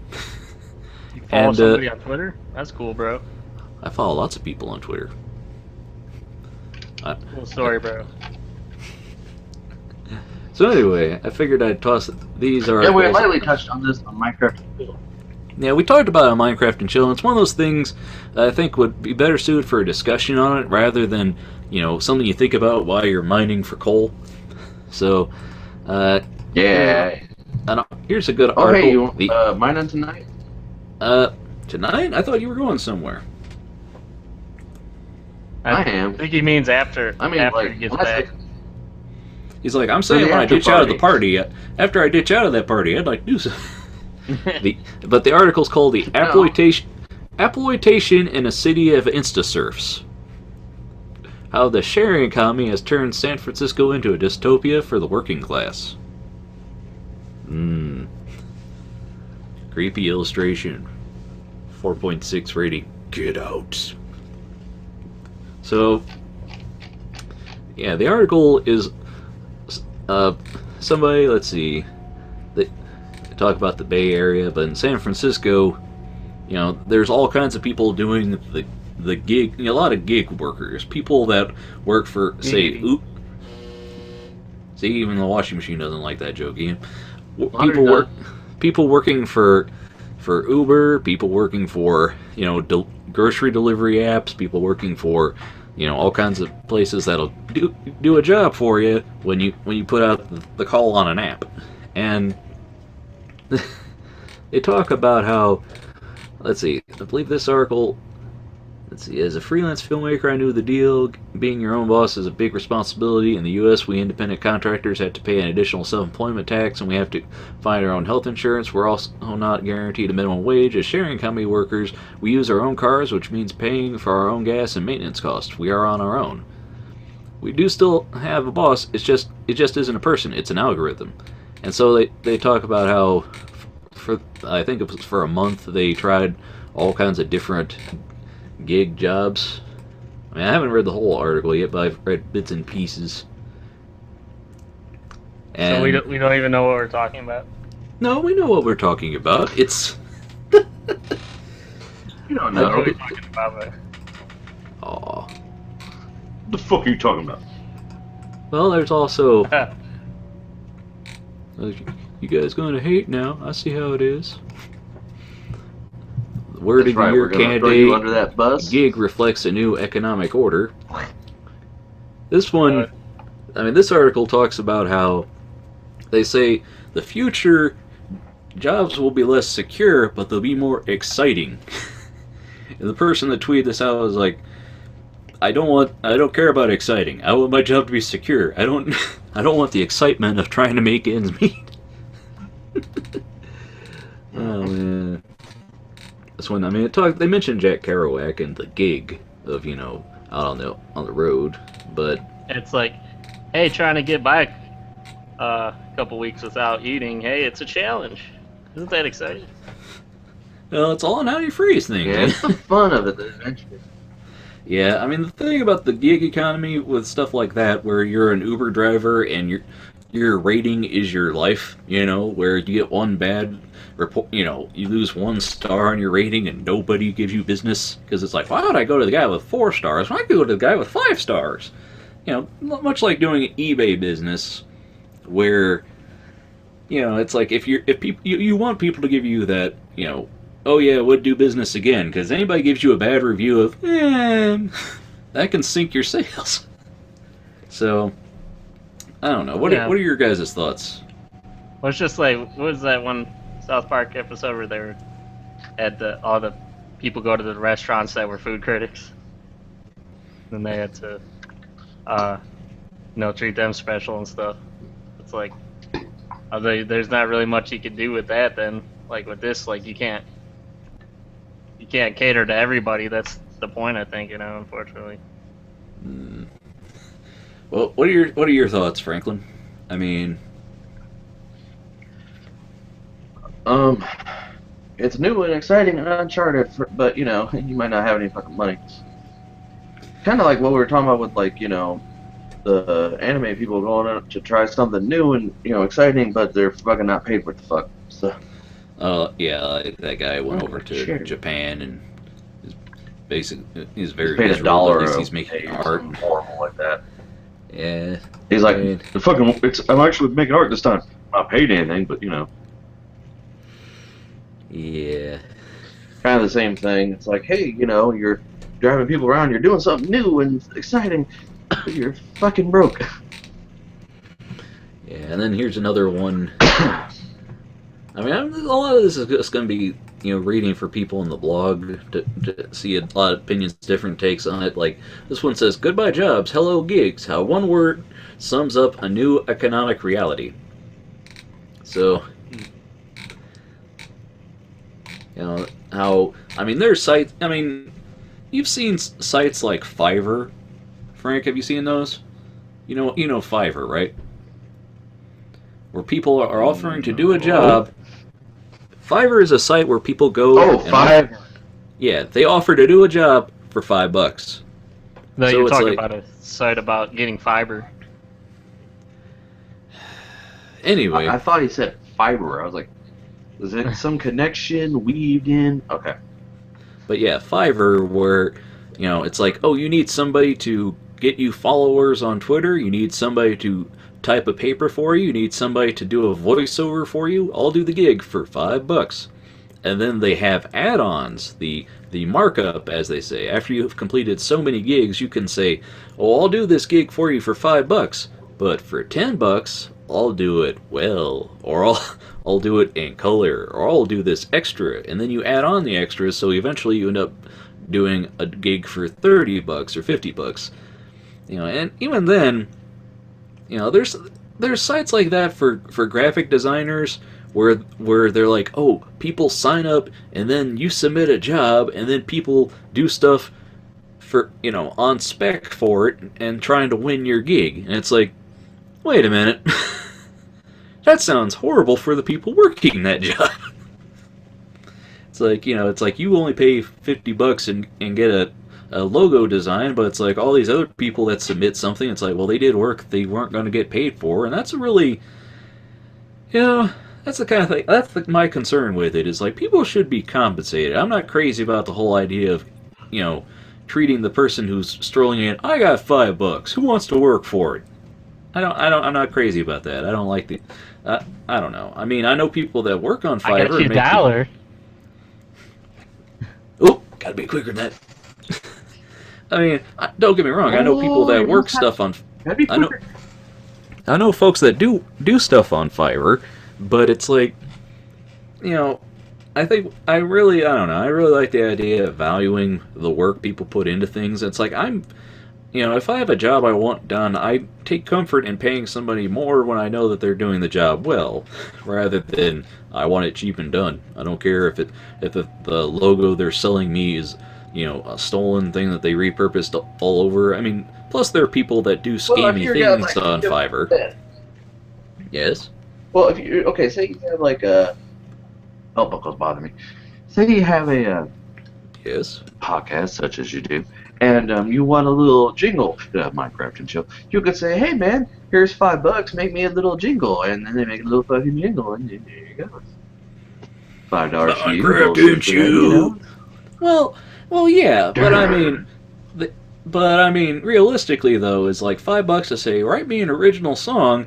I mean, we might get like the girl with her ukulele writing a tune, and that'd be cute and fine and everything, but like, what do you want to bet? It's like I'm saying, what do you want to bet somebody went into a stock music library, took a couple samples, put one thing together in a minute, and sent it to you? Yeah, they're probably doing that, but it's something you don't want to take the time to do. Like when I was changing some of my icons from my monitor, you're like, "Well, I justify having an art degree. I make my own." I'm like, "Yes, but I don't want to spend 4 years at a university to make a fucking icon." So I go through and either download one that someone else has already made, or I watch a tutorial on YouTube. Same thing. They got $5. They say, "Hey, guy, can you make me this thing?" Well, I know for $5, you could have a foot long, Frank. $5 foot long. $5 icon. Well, I mean, the argument to this... No. My phone just reminded me to take my medication. You gotta take your drugs, man. I'll take them later. Either that or it's time to go get the hounds. Release the hounds! Go release the hounds. Go take your drugs. No, I'll get those after. I'll get those after the show. It's all right. Release the lion. You can't remember to do drugs. You have a reminder. I do it just in case I forget, but I won't forget it. Go do your drugs. All right, I'll talk amongst ourselves. How you doing? Well, guys, talk amongst yourselves on the topic. Talk about the gig economy, Frank. Talk about put Hope in your chair. No, she's out of the studio. Remember? You guys go ahead and talk. Oh. Okay, so we're gonna talk about cats. We're gonna talk about cats, Frank. All right. Sweet. I mean. But Well, why were you trying to make icons though? I don't want him to forget his drug. I bought when I was putting in my new hard drives. I wanted to give it a different icon so I could look at it and tell what it was, but I had to read the description every time. Like like when I'm uploading stuff, and like especially installing software, I want to be able to know that it'll be going to either my OS drive or like my Steam games drive, because I've went and downloaded a bunch of non-Steam games that I've added to them, and I want to make sure I'm putting them on the right drive. So if I had a little cool icon that instead of, just share thing, just was the Steam logo or something, it'd be cooler, Or like, what was it? I was doing like my Plex server. I had different drives for like TV shows, has a little TV icon. My second drive that has TV shows has it's similar, but it's different enough that I know which one it is. Oh, Yeah. yes, dear. We're still on, but I'll leave in a second. Well, But anyway, we gotta get going. what was your point though? You're just pretty much saying that like $5 just because it's not much to you, that could mean a lot to other people though. For a certain Yeah, game. someone else could use it. It's like you're dropping $1 on an app, You're dropping $5 on a sandwich, like Ben said. If you don't feel like going to college to learn a trade, and someone else is using, I got a college degree. I can't fucking use it to make a damn dollar. If I could do, if I had the CAD software and someone said, "Hey, design me a fucking shitty little thing for $5," here you go, dude. Give me $5. Yeah. Although I'm still sort of foggy on what this whole thing is about, but my thing is, what I think is he's saying it's like this is more for big like people who like make a whole storyline or just like a whole production thing, it's, I guess they're not getting compensated as much as because the people are like, the ratings are pretty much running everything then, Yeah. You got, people being underbid, basically, and that's a problem. But you'll have that in everywhere. Yeah, like It's Joe just, Schmo could be doing some way better, cheaper pinstriping down a corner. I just think it's right. Well, like Ben had said, if they have a Patreon or something and they link it, you can go, oh, well, fuck, I got this for $5. This guy, he might be providing me with future services. So it's good, but it's not something you want to do for a living. You don't want it to be your sole source of income. Yeah. So that's what I was getting at. Yeah. So you guys Hi, got Ben. You take your drugs? Yep. I'm all drugged up for us, guys. Yeah, I think Frank's wife has spoken. I think she's gonna have to go. He's gonna have to go soon, man. Yeah, I'm not good at watching time, so she's been the monitor of the time. So what's the I'm take? gonna go ahead like and an have hour the to get guys. down there or something? Well, yeah, the party's in Columbus for one thing, and shit. we've got somewhere we have to stop. We have somewhere we have to stop before and shit like that. So, but I appreciate you guys having me. Thanks for scheduling the whole thing around my schedule. I apologize. I knew you guys wanted to do the show earlier anyway. Hi, Hopi. I can't hear you. I'm a cat. Hope's running the show now. Yeah. We've now replaced Frank with a cuter member of the panel.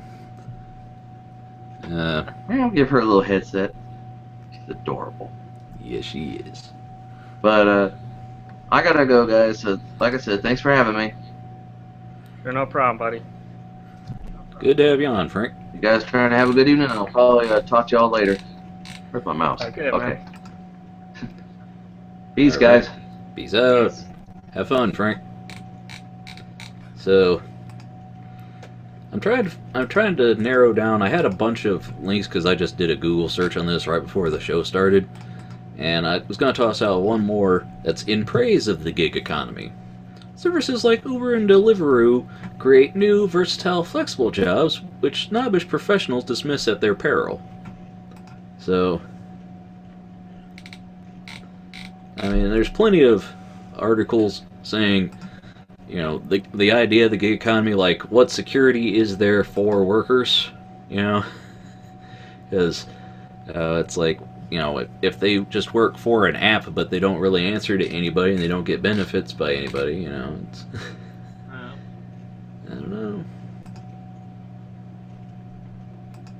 I don't know, man.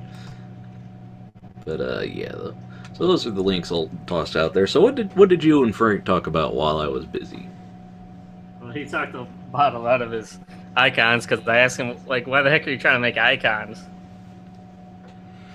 And you went into that for like a minute or so, and then I was I was asking, he was saying that like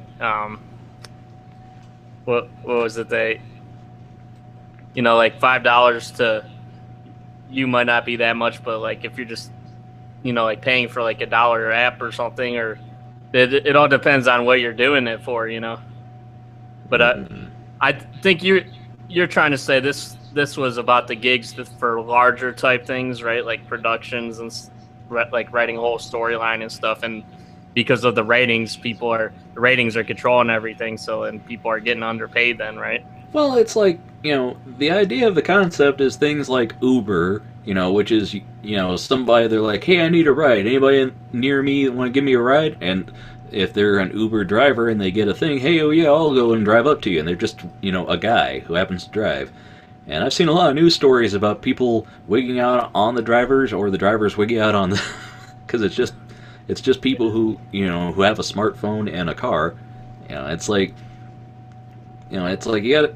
The concern is, like, I understand the idea of it. It's like, well, you don't have to hail a taxi. It's just if any of these random people out here happen to be on this service that do it, it's a great thing to do, but it's like, at the same time, those people, they don't have the benefits of, getting a daily salary. It's like, it's more like, I'm going out and doing a thing, and I hope I can make enough to, make my living today. I've got to be hustling to do it, and it makes me concerned. Whenever any article hustling. Yeah, whenever an article says, "Oh, it's going to be less secure, but it's going to be more exciting," no, I'll take the security. I can experiment with exciting elsewhere. My job should be, I don't know. Well, that's the whole freelancing world, though. Like, you're taking all kinds of risks doing freelancing. You're not guaranteed anything. Well, yeah, but I mean, this on some levels, it's a little bit. There are questions it opens up. Like, if you're, you're at the demand of Uber when you work for Uber. It's like, you're not like, Joe's freelance car rides. You're not driving around finding your own customers. You're at the behest of people finding you on Uber. And other such services, it's like, if you have a bad rating, you're gonna suffer because, the algorithms only show people, with 5+ ratings or have this or that, and it's like, it's not the same as just starting out on your own. You're basically an associate. They say in these articles that people that do these jobs, they don't have names like employee. They're, like how Walmart calls people associates, and they're like, you're an adventurer, or you're a this or that. It's like you're part of this thing that they're running, but you're not technically an employee, and you're responsible for your own things. And if right.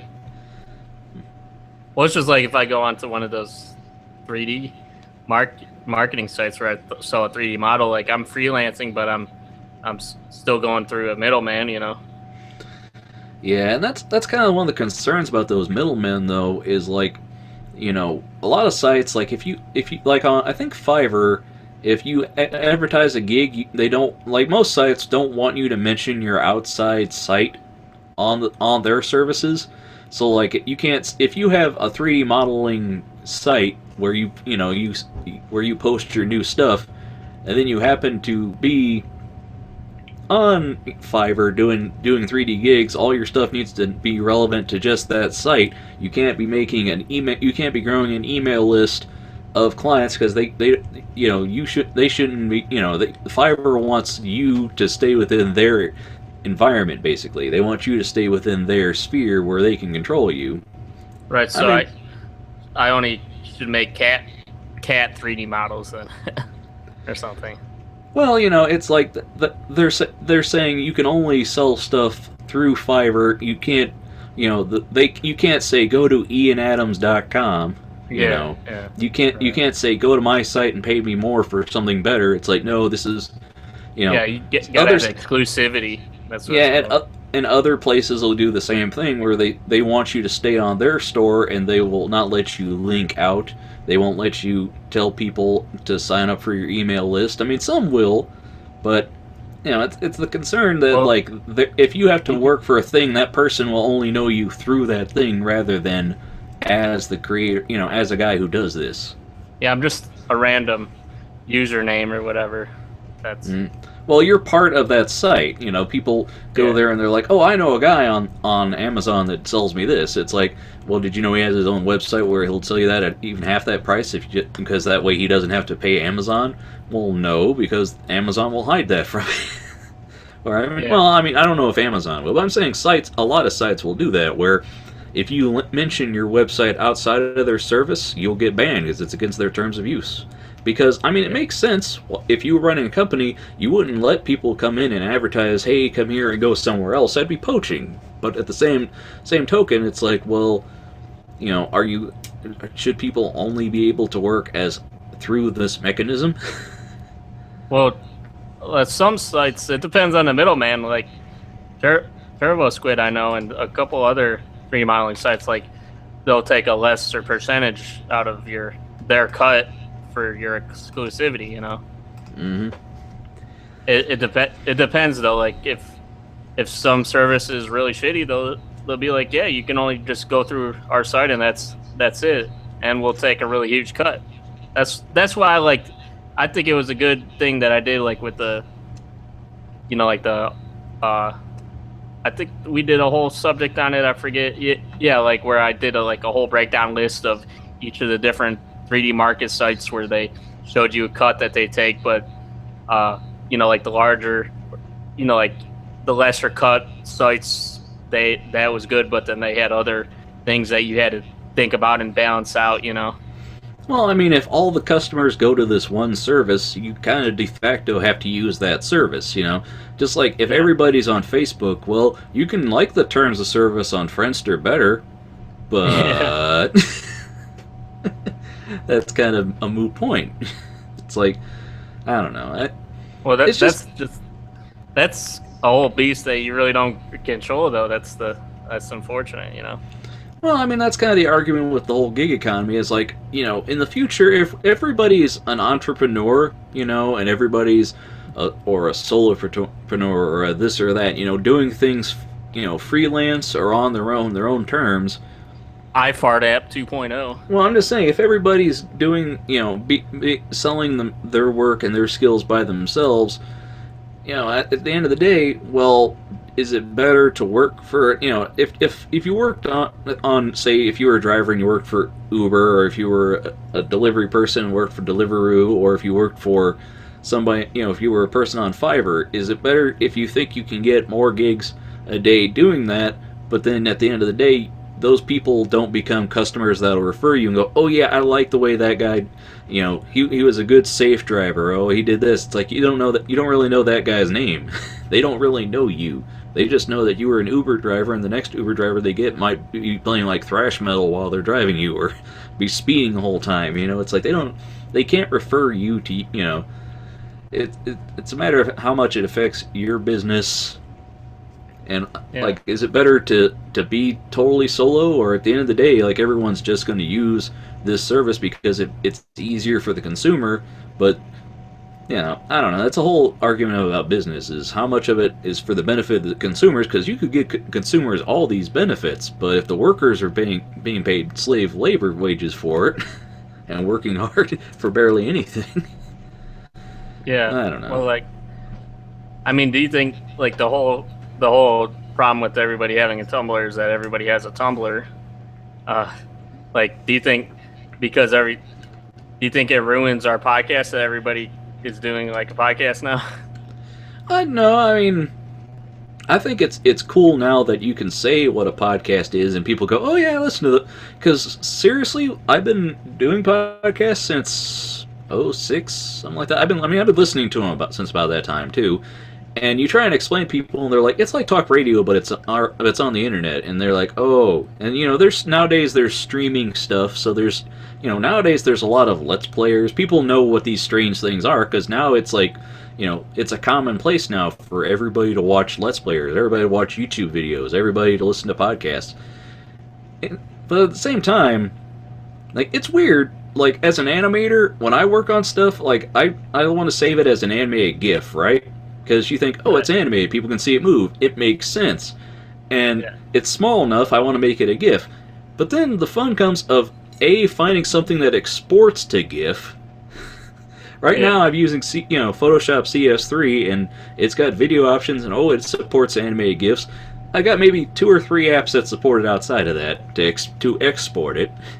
And then when it comes to opening a thing, it's like, oh, Facebook just recently supported, adding GIFs if you want to use them. It's like, that's a serious thing. Like, this thing that's huge on Tumblr, that's a big mainstay of the internet, there's so very few things it's like, why is this so... Like, I have had people tweet at me who were like, I went to make a GIF of something, and, like, what do I make it in? And I'm like, they're like, seriously, there's got to be a nice, slick app that makes GIFs. I'm like, good luck. I've actually looked. There's not that many. It's weird to me. That's something that's that prevalent. It's like, I guess everyone just uses Photoshop? I don't know. Is it that ubiquitous, Ian? I don't know, man. I mean, I know, like, things like Apple, the Apple Apps Store, that thing that is good about them, their argument is that, they don't have, like, the iFart app on there because they refine everything, The walled garden argument, yeah. Yeah. So, I mean, there's that, but, I mean, will this get any better? I don't know. Will outsourcing getting any better? Well, I mean, we've talked about virtual assistants. How if there's something you want to do, you can hire somebody online to do it for you. You can have a virtual assistant that like some people, they'll do a podcast and then they just have somebody else transcribe it and type it up.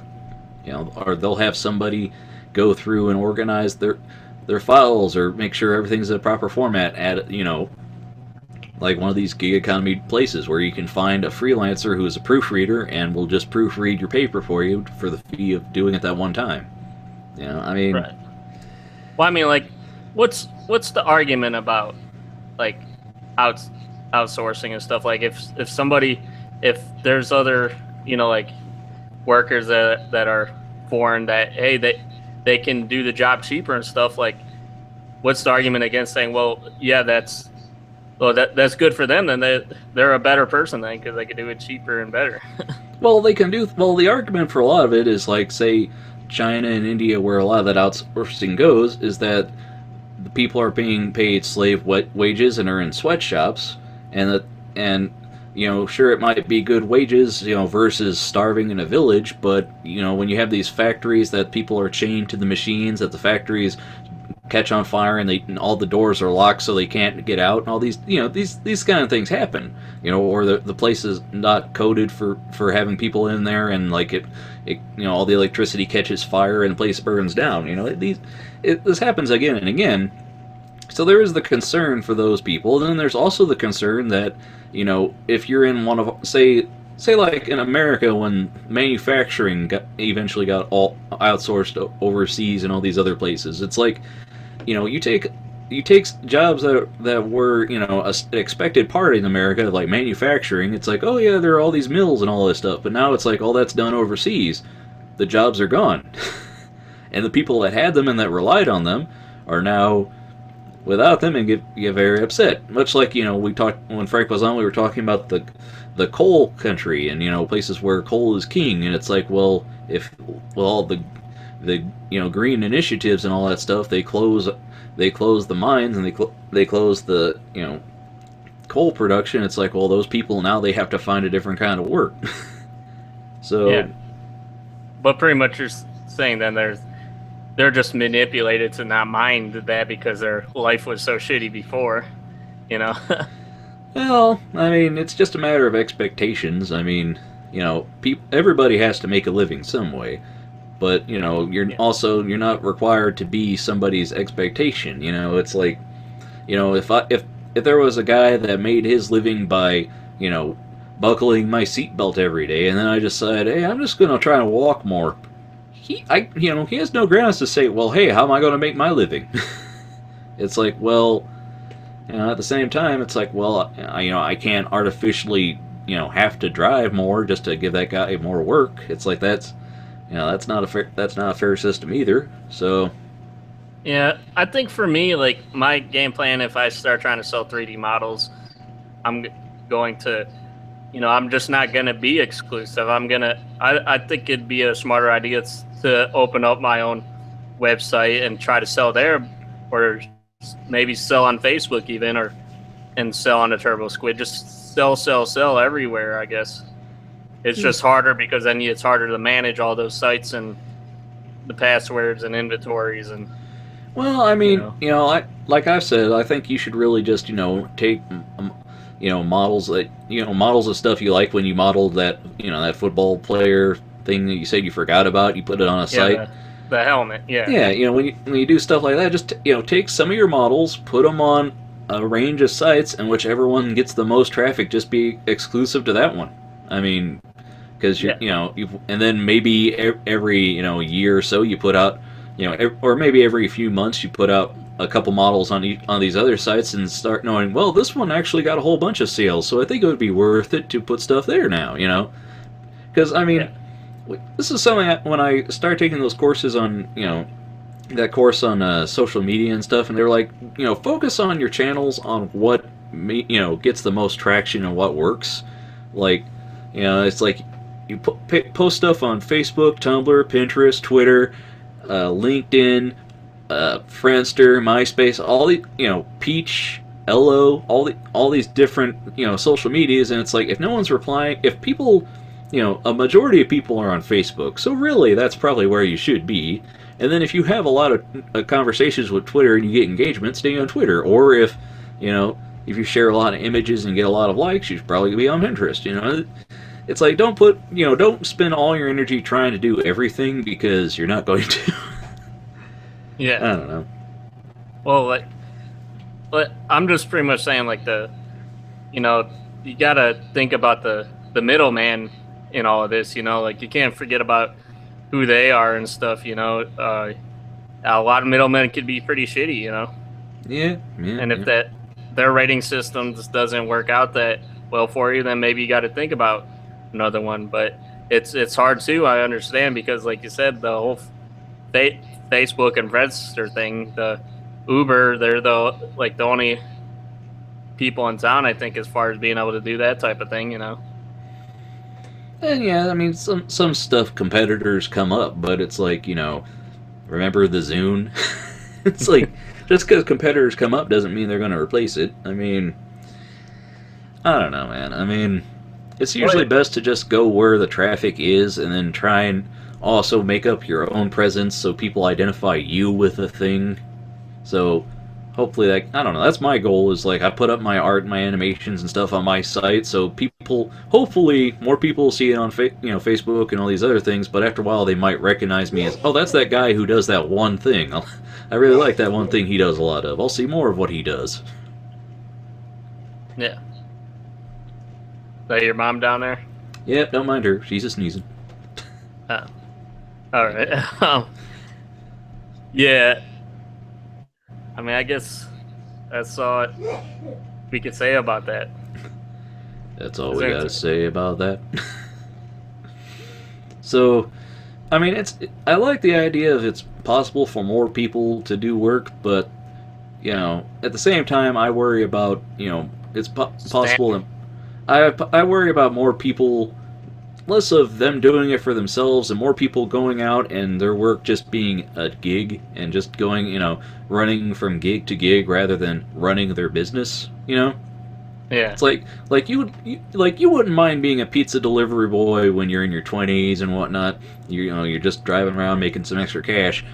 You want to be a pizza delivery boy when you're like elderly, and it's like, it's like I wait for them to tell me to drive to a place, and then I drive to it. I don't know. I don't know. Well, it depends on if they could do that. If they're a really good person, then it doesn't really matter. Like, in fact, I respect, the older people there, like if they're still working hard. Like my grandpa, he passed away, unfortunately, this past summer, and, he never retired really. He still did the real estate until he died. So like, that's commendable.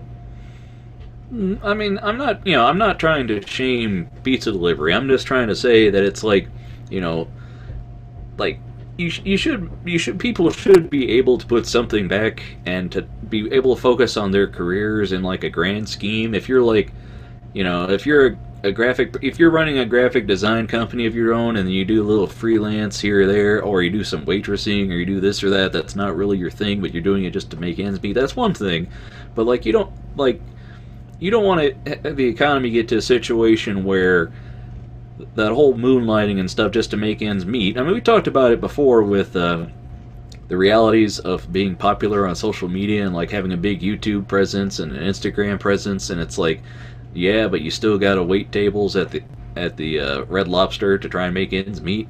It's like, and then when people start recognizing you, it's like, well, how do you deal with that? It's not looking good.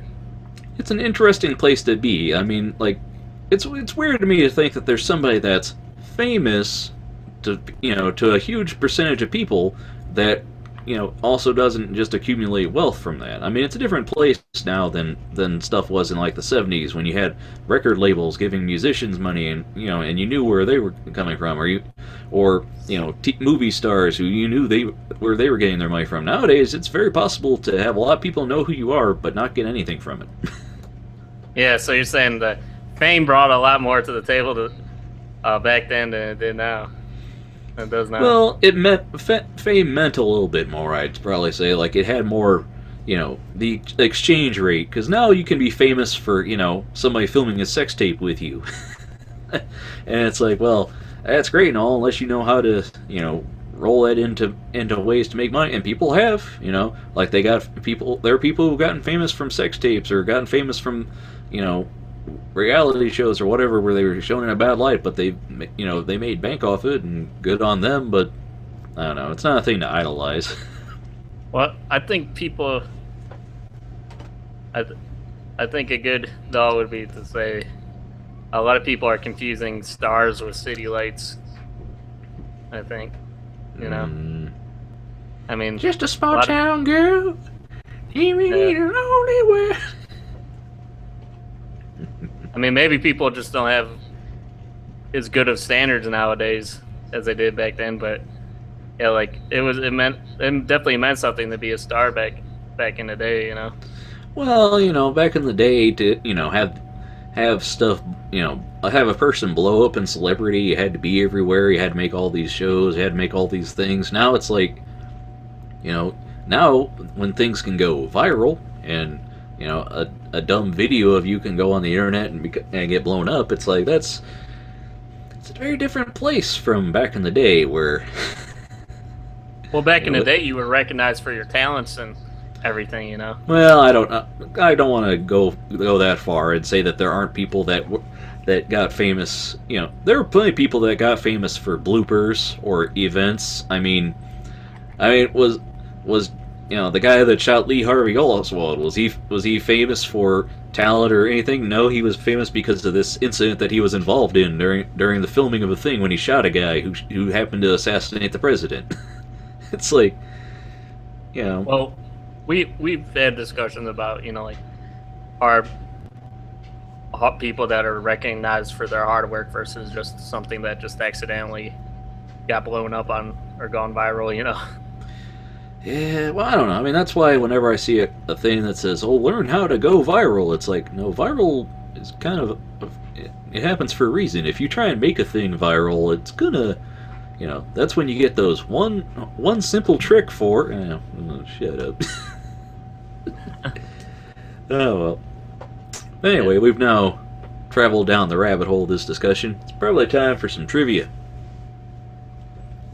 Yeah, I think it is. You could go all kinds of tangents with this. So, let's get some trivia going here.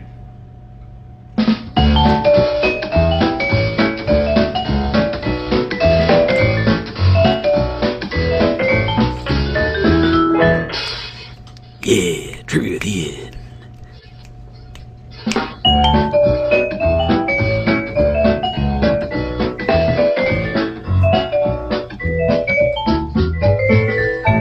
Trivia. All right. what are you thinking? Oh, whoops. Whoop. What are you thinking today, man? Well, I'm thinking since it's just you and me, man, maybe we should do something that we should both be, like, should do something on cartoons. Because if other people were here, we'd have an advantage over them. But I think between the two of us, I think we'd,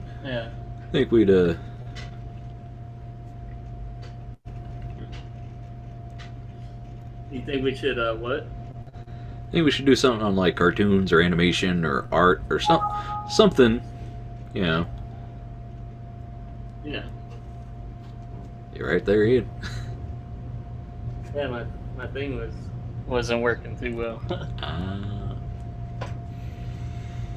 Okay, so something on animation.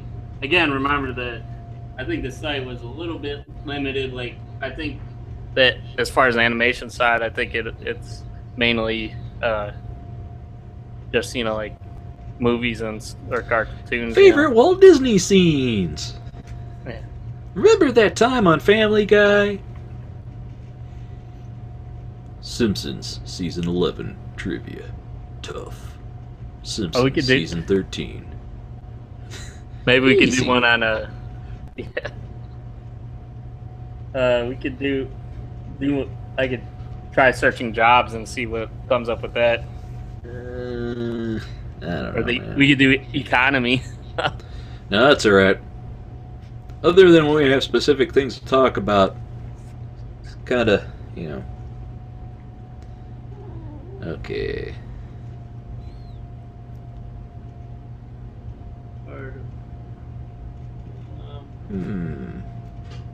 Voice actor. I remember doing a couple of these. Yeah.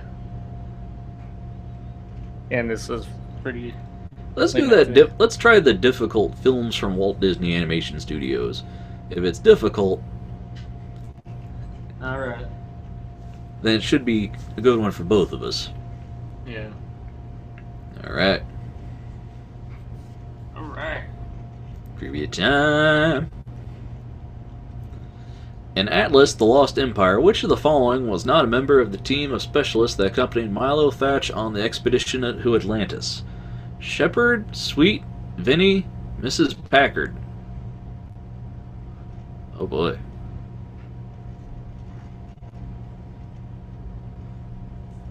Ian, this is you. I was thinking Vinny. You know, I've only watched about half of that movie because I guess I just wasn't in the mood for it. I'm gonna say Mrs. Packard.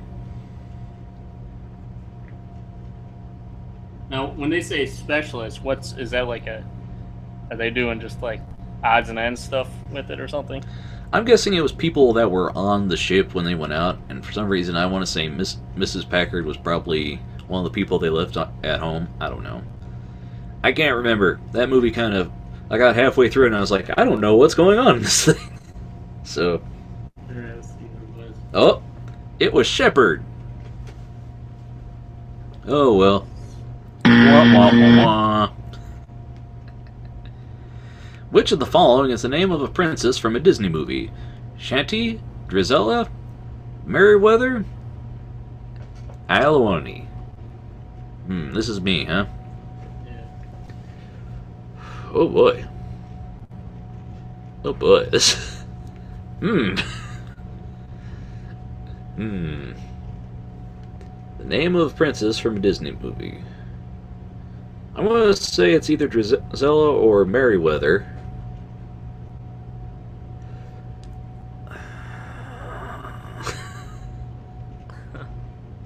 Oh wait, was it? Now I'm trying to think, what was the name of the frog princess? Wasn't she... She might be Shanti.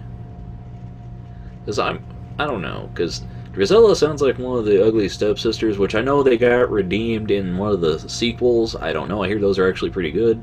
Also sounds like Cruella DeVille from the Dalmatians. Merryweather sounds like somebody's last name that they never got referred to in the movie, so they always call like their nickname. I'm gonna say Shanti. I'm gonna go with Come Drizzle. Drizella. Yeah. Ian. It was the weird one. Leone. Oh, from the Black Cauldron, of course. I've been meaning to see that one. Meriwether was one of the fairies from Sleeping Beauty. Drizella was one of Cinderella's stepsisters. I knew it! Oh well. Which of these stories was not featured in the film The Many Adventures of Winnie the Pooh? Winnie the Pooh and the Blustery Day, Winnie the Pooh and A Day for Eeyore, Winnie the Pooh and the Honey Tree, or Winnie the Pooh and Tigger 2? Ian, this one's yours. Blustery Day? It doesn't sound like a typical one. In the film The Many Adventures of Winnie the Pooh. See, as a kid... There was a Tigger too, wasn't there? Well, that's the thing. That's the thing. As a kid, I'd watched the original movies, yeah, but I also watched the series that they did, so I'm confusing...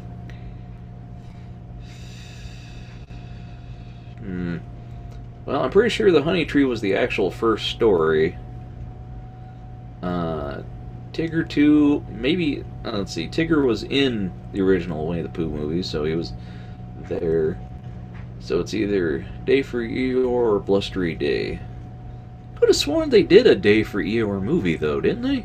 They made a couple. That's what I'm thinking.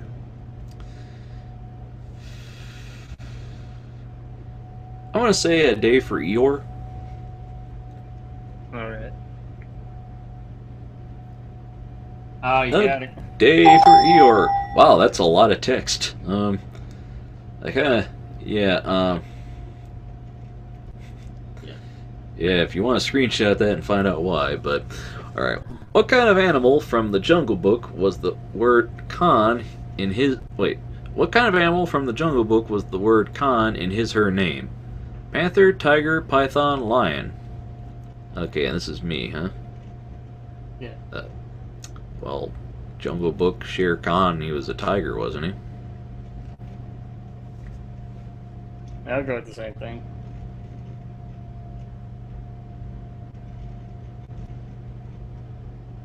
Yeah, I'm not sure what the snake... I know there's a snake in there. I'm not sure what his name was. Maybe Yeah, the snake, but no? tiger. Yeah. Alright. In The Lion King, what kind of animal was Rafiki? Was he a chimpanzee, a baboon, a mandrill, or an orangutan? Ian, this is you.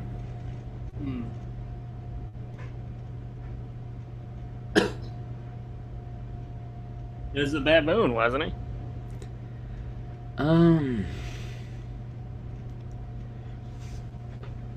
That's a question. Baboon held up the thing. Baboon or mandrill? Because I know baboons are famous for the butt. They're famous for that monkey butt. But I mean, this quiz was given a difficult, right? So it's got to be. Yeah. Like, I feel baboon would be a little bit easy. Well, didn't he have like the blue things on his face that was like made him? He sort of looked like a baboon. I'm gonna say mandrill. You can go for baboon. I'll go for mandrill. We'll see who gets this one. Oh, you got it. It was a mandrill. All right. What the heck is a mandrill? Is that kind of ape? Huh. Which of the following was not one of the three fates from Hercules? Atropos, Clotho, Eclymene, or Lachesis? This would be me, huh?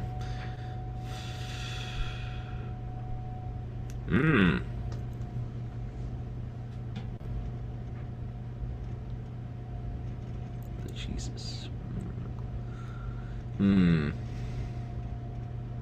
see, they make this hard too because all these are like which is not. Usually, it's a lot easier to ask which is, you know. Yeah, because then you recognize it. But this one, it's pick out the one that doesn't match. Three fates. The thing is, I've watched the documentaries on who the fates were and all these things in the film, but I can't remember it very well. I'm gonna say I want to say Lachesis. Okay, I'll go with Clotho. All right. Oh, that sounded familiar. So I figure one of those is probably it. Yeah. What was he? Oh, it was a Clemene. Darn. Oh well. Huh. Oh well. In the movie The Emperor's New Groove, what was the name of the wife of the peasant who helps reform Emperor Cusco? Is Tippa, Rudy, Cha-Cha, or Chicha? Ian? I don't know. I never watched any of those Emperors. It always just seemed like a corny type series, you know. It is what it is. It's a fun show. It was, but I mean, this is about the movie. Yeah. Tippa, I guess. That's what I'll go with. Okay.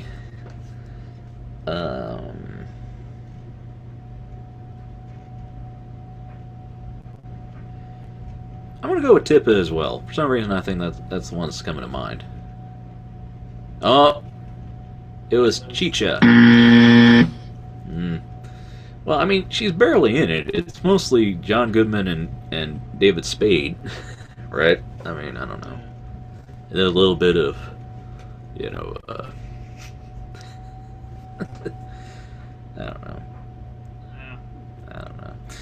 The Disney character with the first name Timothy and the middle initial Q was of which species of animal? Mouse, dog, crow, or fox? This would be me, huh? Wow.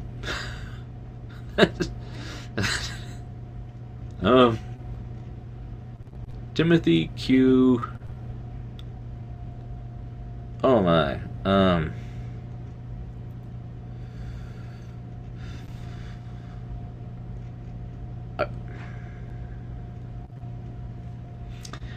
want to say it's either a mouse or a dog. Timothy Q. I'm gonna say mouse. Yeah, I was gonna go with mouse as well. Isn't the name Timmy a lot of times in like smaller animals in movies or smaller people? Tiny Could Tim. be. Tiny Tim. Yeah. So let's see which one it is. Ah, It's a mouse! Timothy Q. Mouse, and he was the animal who gave Dumbo the confidence to be able to fly. Ah. Yeah. This is tough. They weren't lying about this one. What is the full name of the Disney character who sometimes calls himself Honest John? King John Richard, John Gideon Lampwick, John Lounsbury Johnston, or John Worthington Foulfellow? Ian?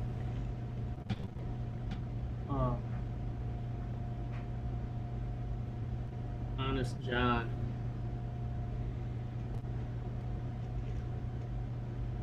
Oh, the Foulfellow? Isn't it? Foulfellow? Yeah, Foulfellow. Honest John. Foulfellow. I kind of want to say King John Richard, but I'm going to go with Foulfellow. Yeah. Foulfellow. What is he from? Pinocchio. Villainous fox from Pinocchio, who went by the name Honest John. Man, Pinocchio and like Dumbo, man, like those are films like I don't know how Disney would do them today. They'd be very different movies. That part where that kid turns into that donkey and they're I don't know, the pink elephant dance. Which of the following was not an object that was heard talking in Beauty and the Beast? A stove, a chandelier, a feather duster, or a wardrobe? This would be me, huh? Oh, that's you. Yeah, because I've been doing the even ones.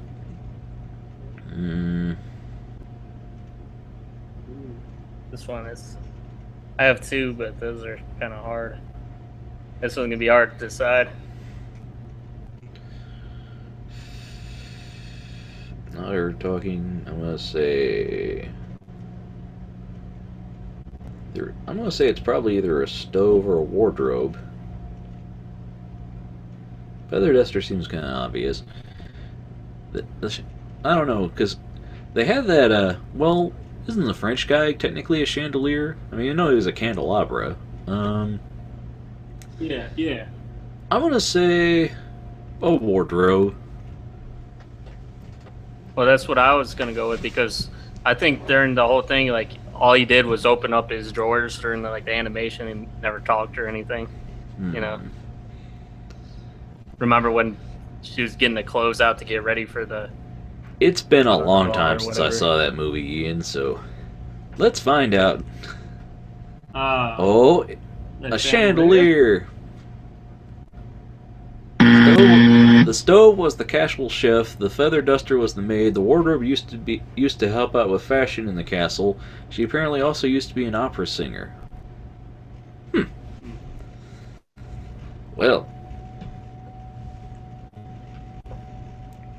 So, you want to do the history of animation part 1? Alright. I think one of those. You're probably going to win, though. You're already ahead a little bit. Just a little bit, man. You might come up from behind. Yeah. One of the earliest forms of animation came from the Chinese around 180 AD and was called the pipe which makes fantasies appear. The modern version of this device came about in 1834, consisting of a round drum with drawings on the inside and slots on the outside for people to see the drawings seemingly move as the drum began spinning. What is this device called? The zoetrope, the seismograph, the viewmaster, or the calliope? I think didn't we do this one? If we did, I can't remember the answer, so... It was that zoetrope thing. Yeah, that's what I was going to say, though. Yeah. So... Let's see what it is. The zoetrope! Points for both. Any presentation on animation cannot go without a tip of the hat to famed French filmmaker Georges Méliès, 1861 to 1938, who took in the early reins of filmmaking experiment to a degree that astounded audiences around the world. Which of the following film tricks, however, was not associated with Méliès? Multiple exposure, the stop trick, blue screen, time lapse. Ian?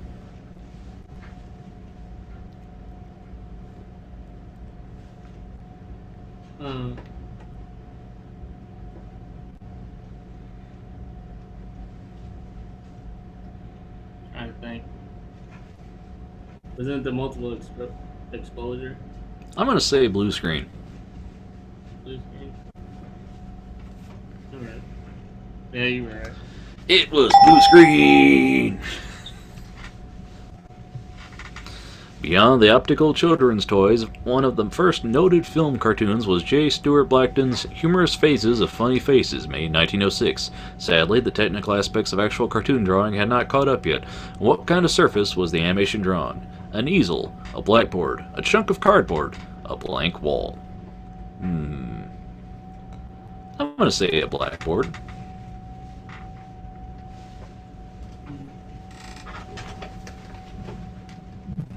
I'll go with that as well. And the answer is a blackboard. Arguably one of the great early feature animated cartoons came from the imagination of newspaper cartoonist Winsor McCay, creator of Little Nemo and Slumberland. In 1914, McCay acted alongside a giant dinosaur who would react to his presence on the stage. What was the dinosaur's name? Marvin, Donald, Gertie, Sylvester. Ian? Gertie. Gertie. Yeah. Gertie the dinosaur. Yeah. And the last question for tonight. Founded in late 1914, the animation studios of John Bray, 1879 to 1978, were the preeminent source of cartoons in the U.S. What character, partially based on the exploits of U.S. President Theodore Roosevelt, gave the Bray Studios its first and most popular cartoon series? Was it Colonel He's a Liar, Coco the Clown, Colonel Blimp, or Commander McBragg?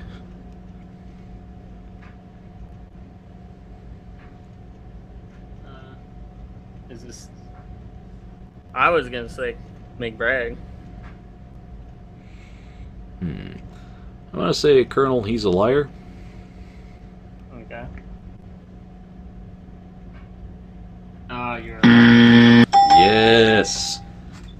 a liar indeed. Yeah, so you get finally caught up at you've increased the gap towards the end here. So what do you know? You know your animation. Alright. Play my victory music, Ian. Yes. Yes.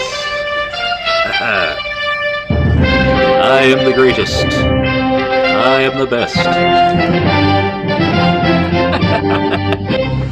I'm just having a fun time. What do you know an animator knows his animation? Well, you went to school for animation too, Ian, so, you know, I mean, you weren't that far off. Hey, yeah.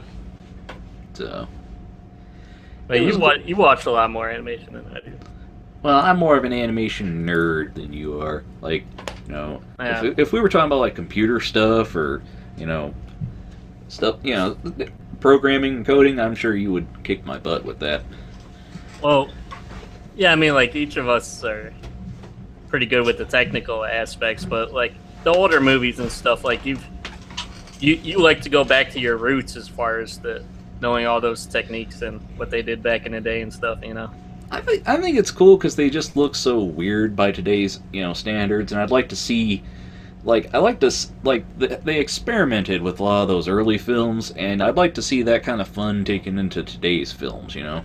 So yeah, where you go outside of your comfort zone with things and play around. You love the R&D side of things as far as animation goes.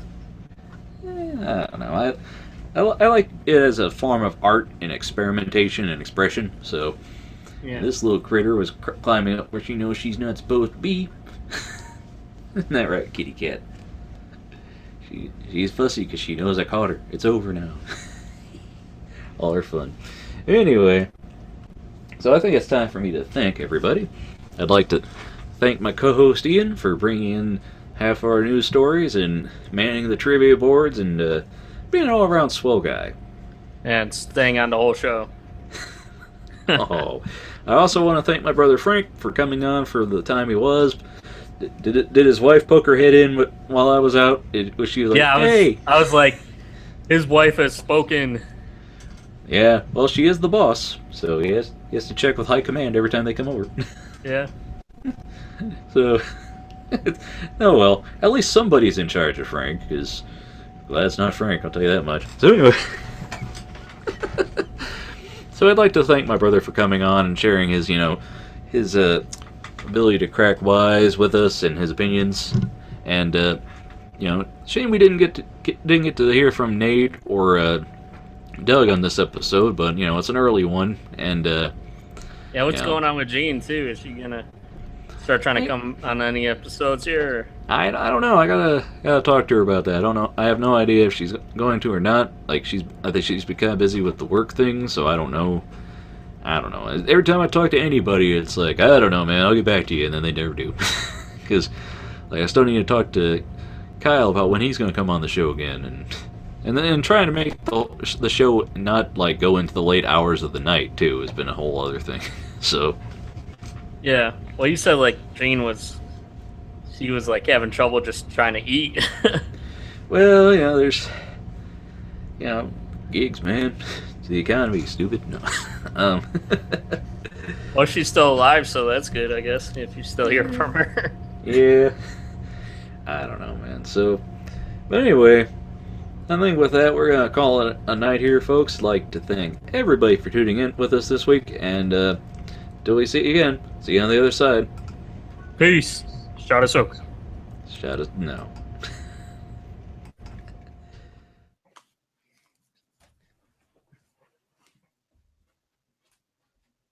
It's coming.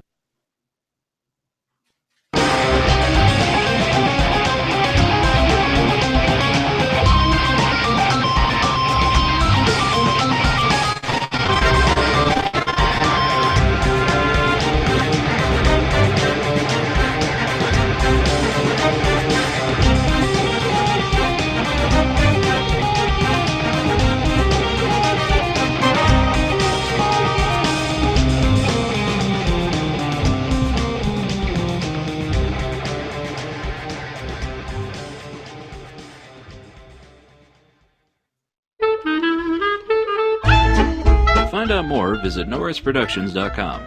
Follow me on Twitter at twitter.com/NoRights. And hey, why don't you check out my Tumblr at NoRights.tumblr.com.